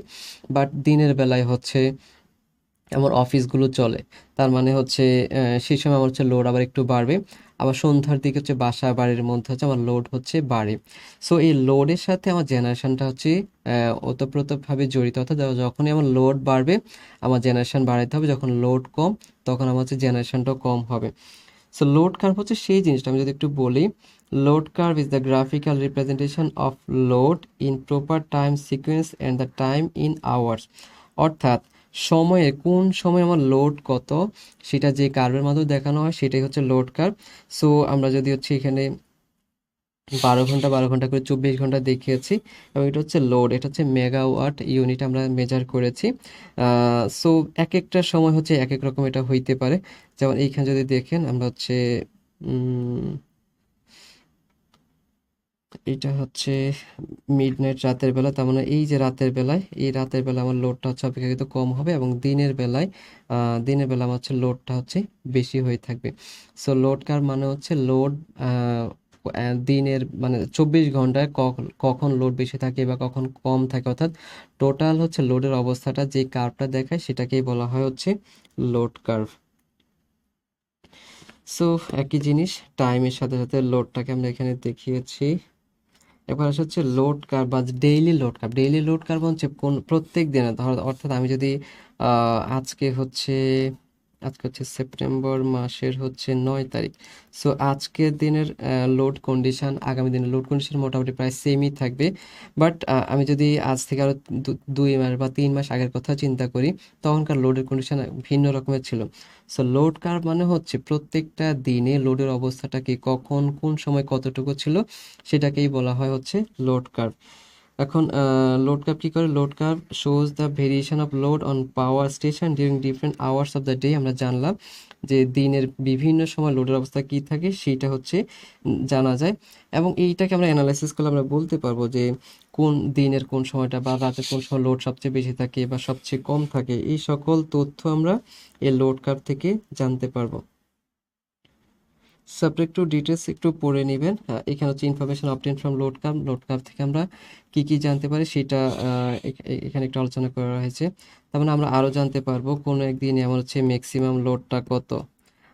তারপর আমরা জানতে পারবো যে আমার হচ্ছে ম্যাক্সিমাম লোড যেহেতু জানতে পারতেছি, তার মানে হচ্ছে আমার পাওয়ার প্ল্যান্টের ক্যাপাসিটি কত লাগবে, কিংবা আমার হচ্ছে কতটুকু ইলেকট্রিসিটি জেনারেট করতে হবে, সেইটা হচ্ছে আমি জানতে পারবো। সো এই জিনিসগুলো হচ্ছে এখানে বলা আছে। এইবার আসি হচ্ছে কানেক্টেড লোড কনসেপ্টটা কি।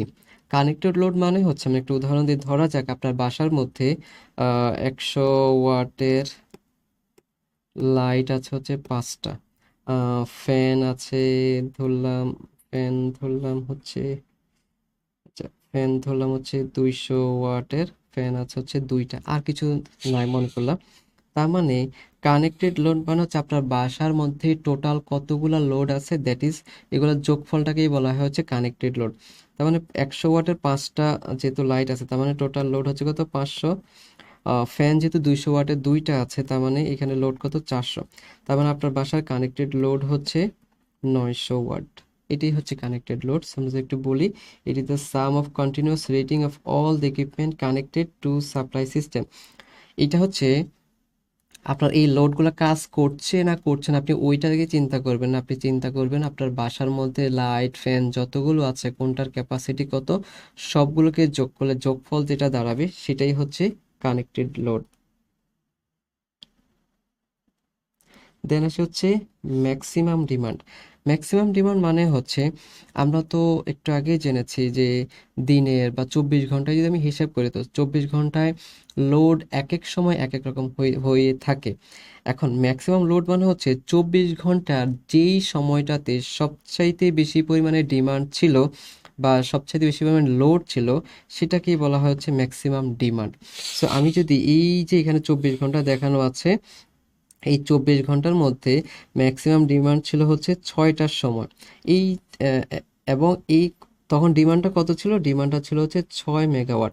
এটাই হচ্ছে আমার ম্যাক্সিমাম ডিমান্ড।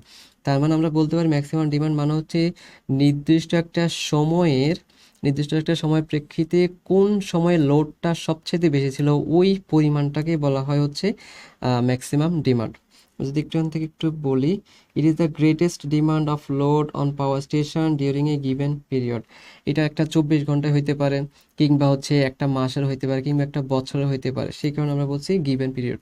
সো যদি 24 ঘন্টা বলি, তার মানে 24 ঘন্টার মধ্যে কখন ডিমান্ডটা সবচাইতে বেশি ছিল, সেটাই ম্যাক্সিমাম ডিমান্ড। আমরা যদি সেপ্টেম্বর মাসের কথা চিন্তা করি, তার মানে সেপ্টেম্বর মাসের কোন দিনের কোন সময় সবচেয়ে বেশি লোড ছিল, সেটাকে আমরা বলবো হচ্ছে ম্যাক্সিমাম ডিমান্ড। এবার হচ্ছে ডিমান্ড ফ্যাক্টর।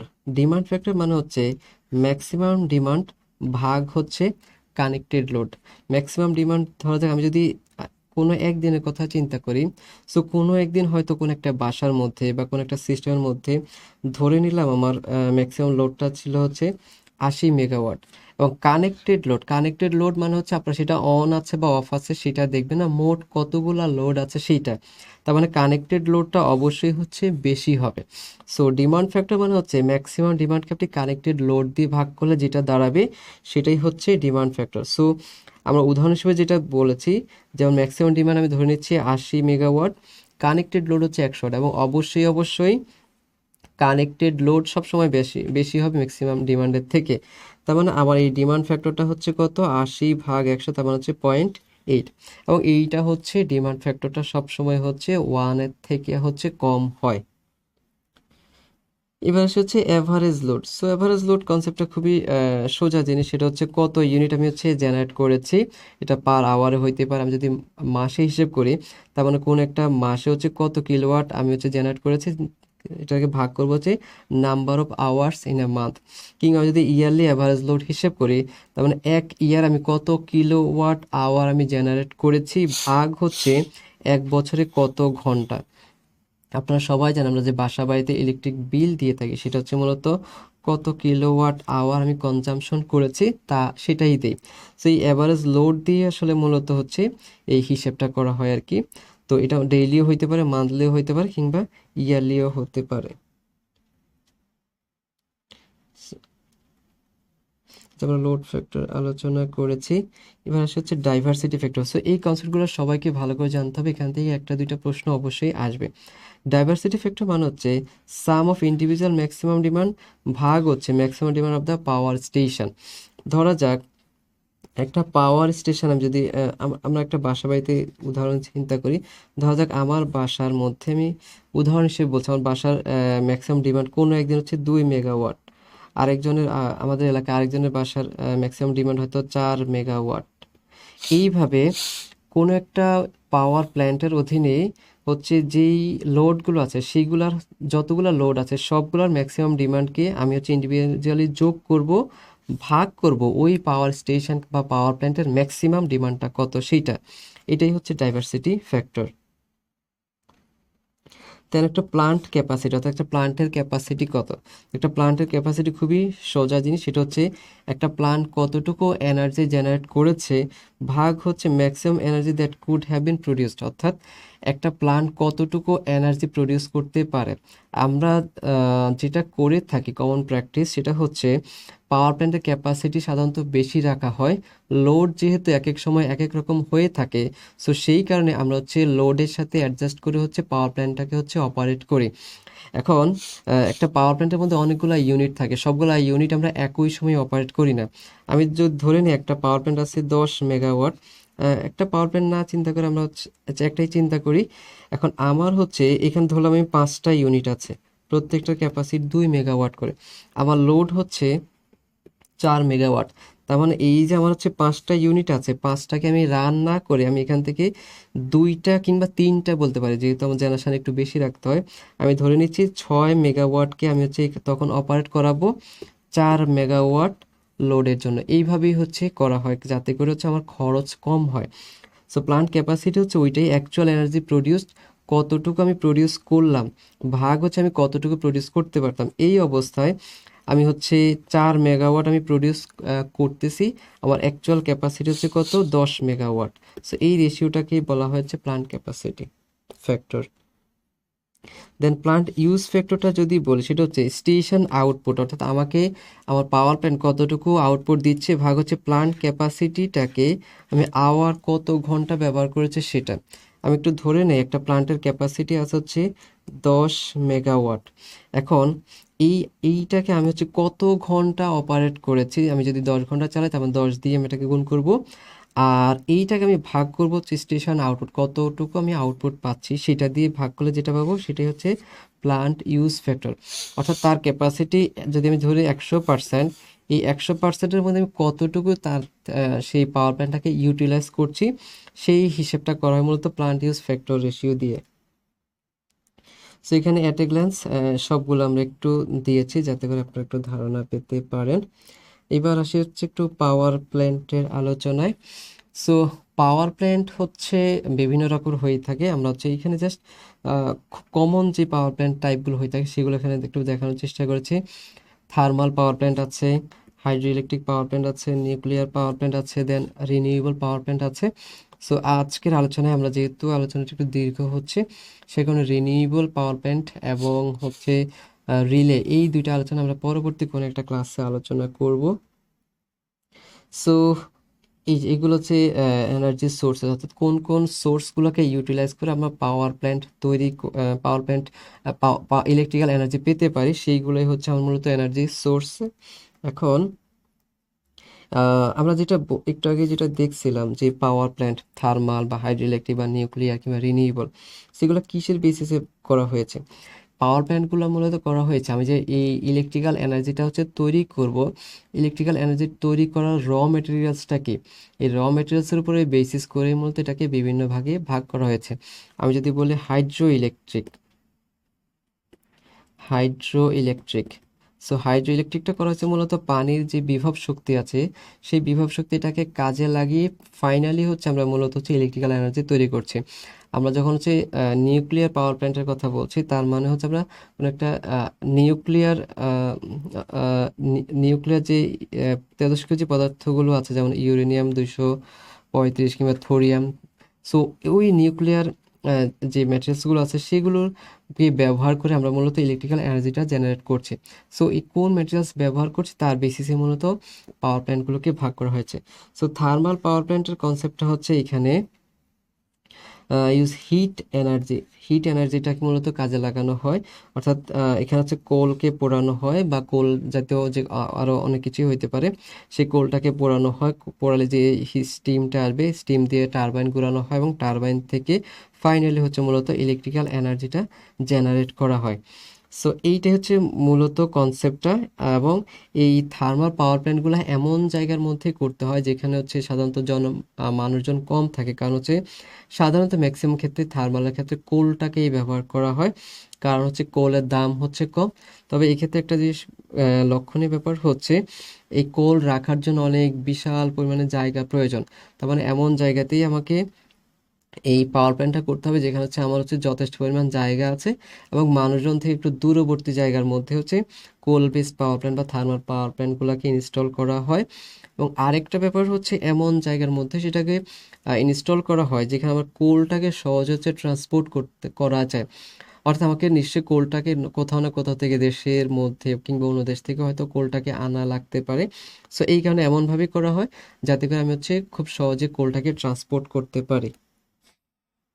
সো এটা যদি অ্যাডভান্টেজ বলি, এটা হচ্ছে অ্যাডভান্টেজ হচ্ছে হাইড্রো ইলেকট্রিক পাওয়ার প্ল্যান্টের তুলনায় হচ্ছে এটা জায়গা কম দরকার হয়, কারণ হাইড্রো ইলেকট্রিকের যে ড্যাম বা বাঁধ সেখানে অনেক বেশি পরিমাণ জায়গা দরকার হয়। তারপর হচ্ছে কোল, অর্থাৎ এটার যে ফুয়েল যেটা কোল সেটা হচ্ছে অপেক্ষাকৃত হচ্ছে দাম কম। তবে এটার জন্য যেটা আমরা বলছিলাম যে জায়গাটা অনেক বেশি পরিমাণ জায়গার প্রয়োজন হয়ে থাকে, এবং এটা আরেকটা বড় অসুবিধা হচ্ছে এটা ইফিসিয়েন্সি হচ্ছে খুবই কম। এটা হচ্ছে 30%, এবং সারা পৃথিবীতে আস্তে আস্তে হচ্ছে এটা চেষ্টা করা হচ্ছে থার্মাল যে পাওয়ার প্ল্যান্ট সেটা হচ্ছে কমিয়ে আনার জন্য, অর্থাৎ কোল বেসড পাওয়ার প্ল্যান্টটাকে কমিয়ে আনার চেষ্টা করা হচ্ছে। এবার হচ্ছে hydro electric power plant.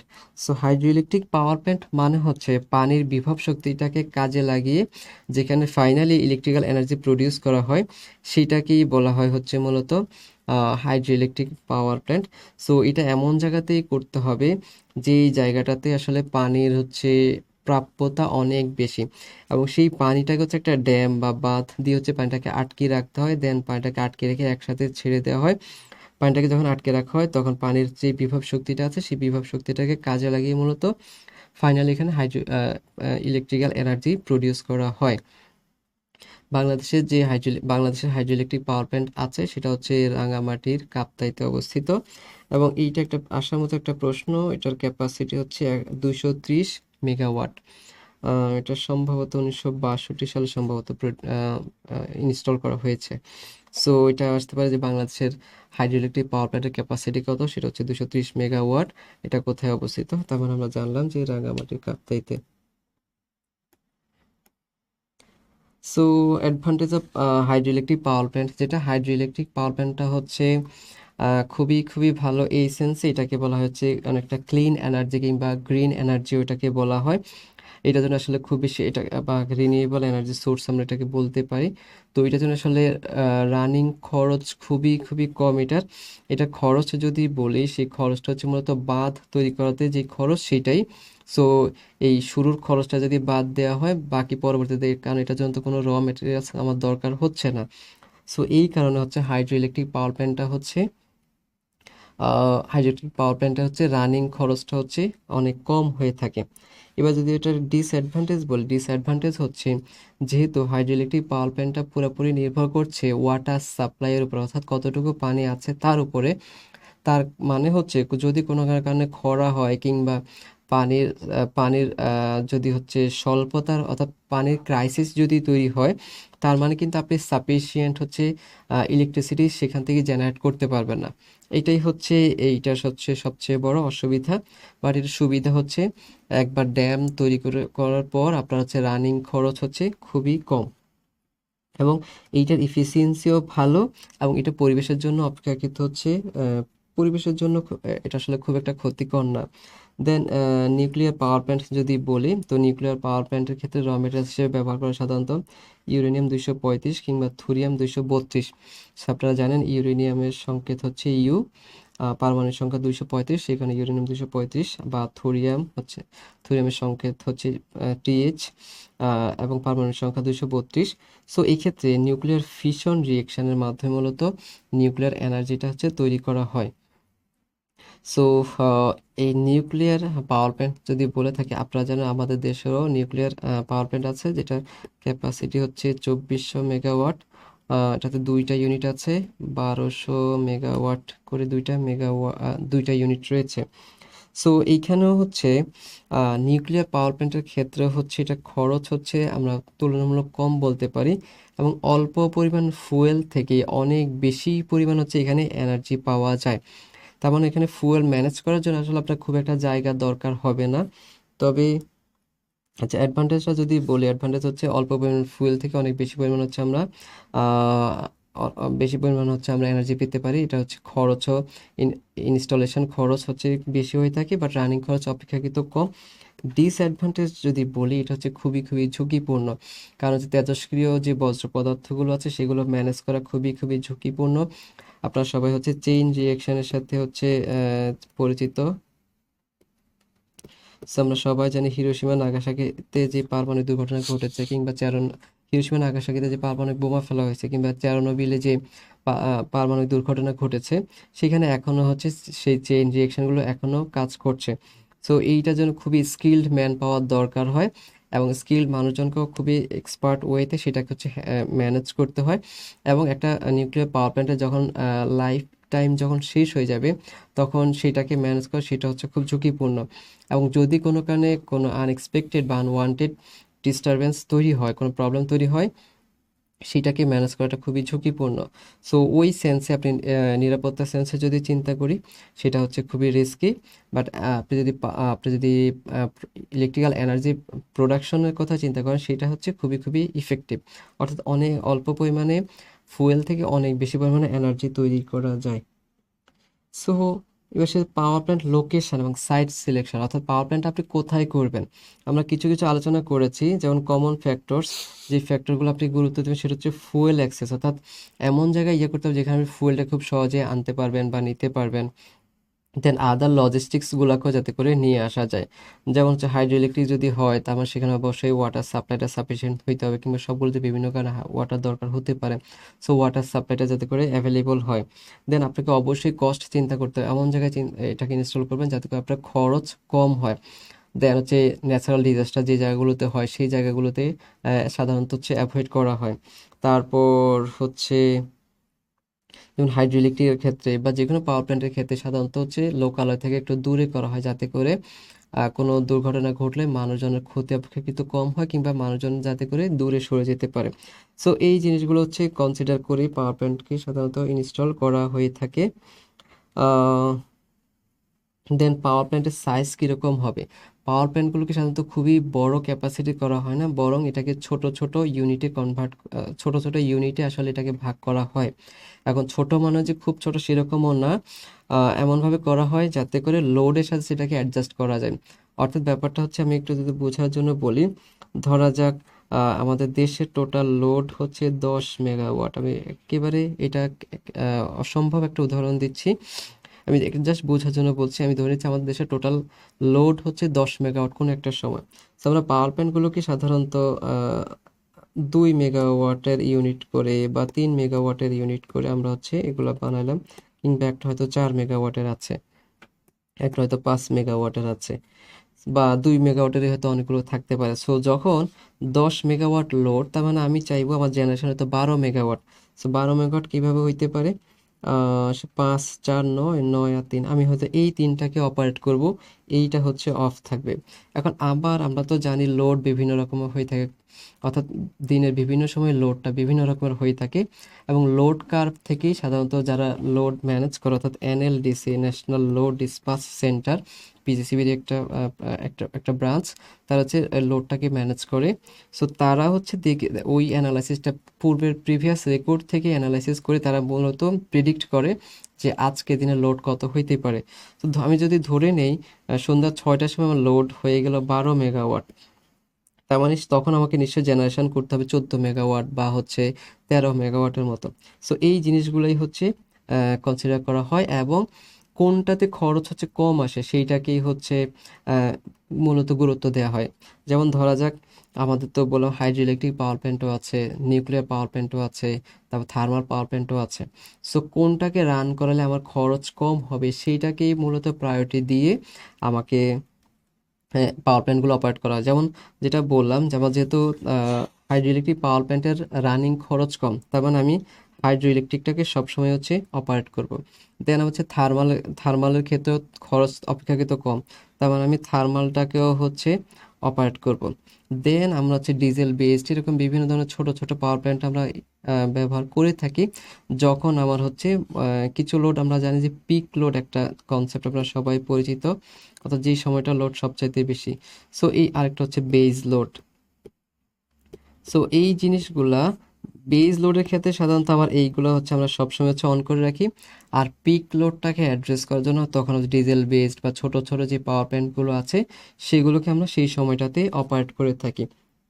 So আচ্ছা, রিনিউয়েবলটা আমরা আজকে শুরু করিনি, আমরা হচ্ছে রিনিউয়েবল প্লাস হচ্ছে রিলেটাতে হচ্ছে পরবর্তী কোনো একটা ক্লাস ইনশাল্লাহ আলোচনা করব। সো আজকে আমরা এখানে এমসিকিউ দেই নাই, যেহেতু হচ্ছে আজকের ক্লাসটা একটু বড় হয়ে গিয়েছে। বাট অবশ্যই আপনার পিডিএফ সেকশনে আপনারা হচ্ছে এখানে অনেকগুলো এমসিকিউ আমি দিয়ে দিব, যাতে করে আপনারা অনেক বেশি পরিমাণ প্র্যাকটিস করতে পারেন। সো যদি কোনো প্রশ্ন থাকে, আজকে ক্লাসটা আবার বলছি খুবই গুরুত্বপূর্ণ, প্রশ্ন থাকলে অবশ্যই জানাবেন, তাহলে আমরা চেষ্টা করব পরবর্তী ক্লাসে আপনাদের প্রবলেমগুলোকে অ্যাড্রেস করার জন্য। সবার প্রিপারেশান ভালো হোক, সবাই ভালোভাবে প্রিপারেশান নেবেন, সবাই সুস্থ থাকবেন, ভালো থাকবেন, এই আশাবাদ ব্যক্ত করে আজকে এখানে বিদায় নিচ্ছি। অন্য কোনো ক্লাসে দেখা হবে। আসসালামু আলাইকুম।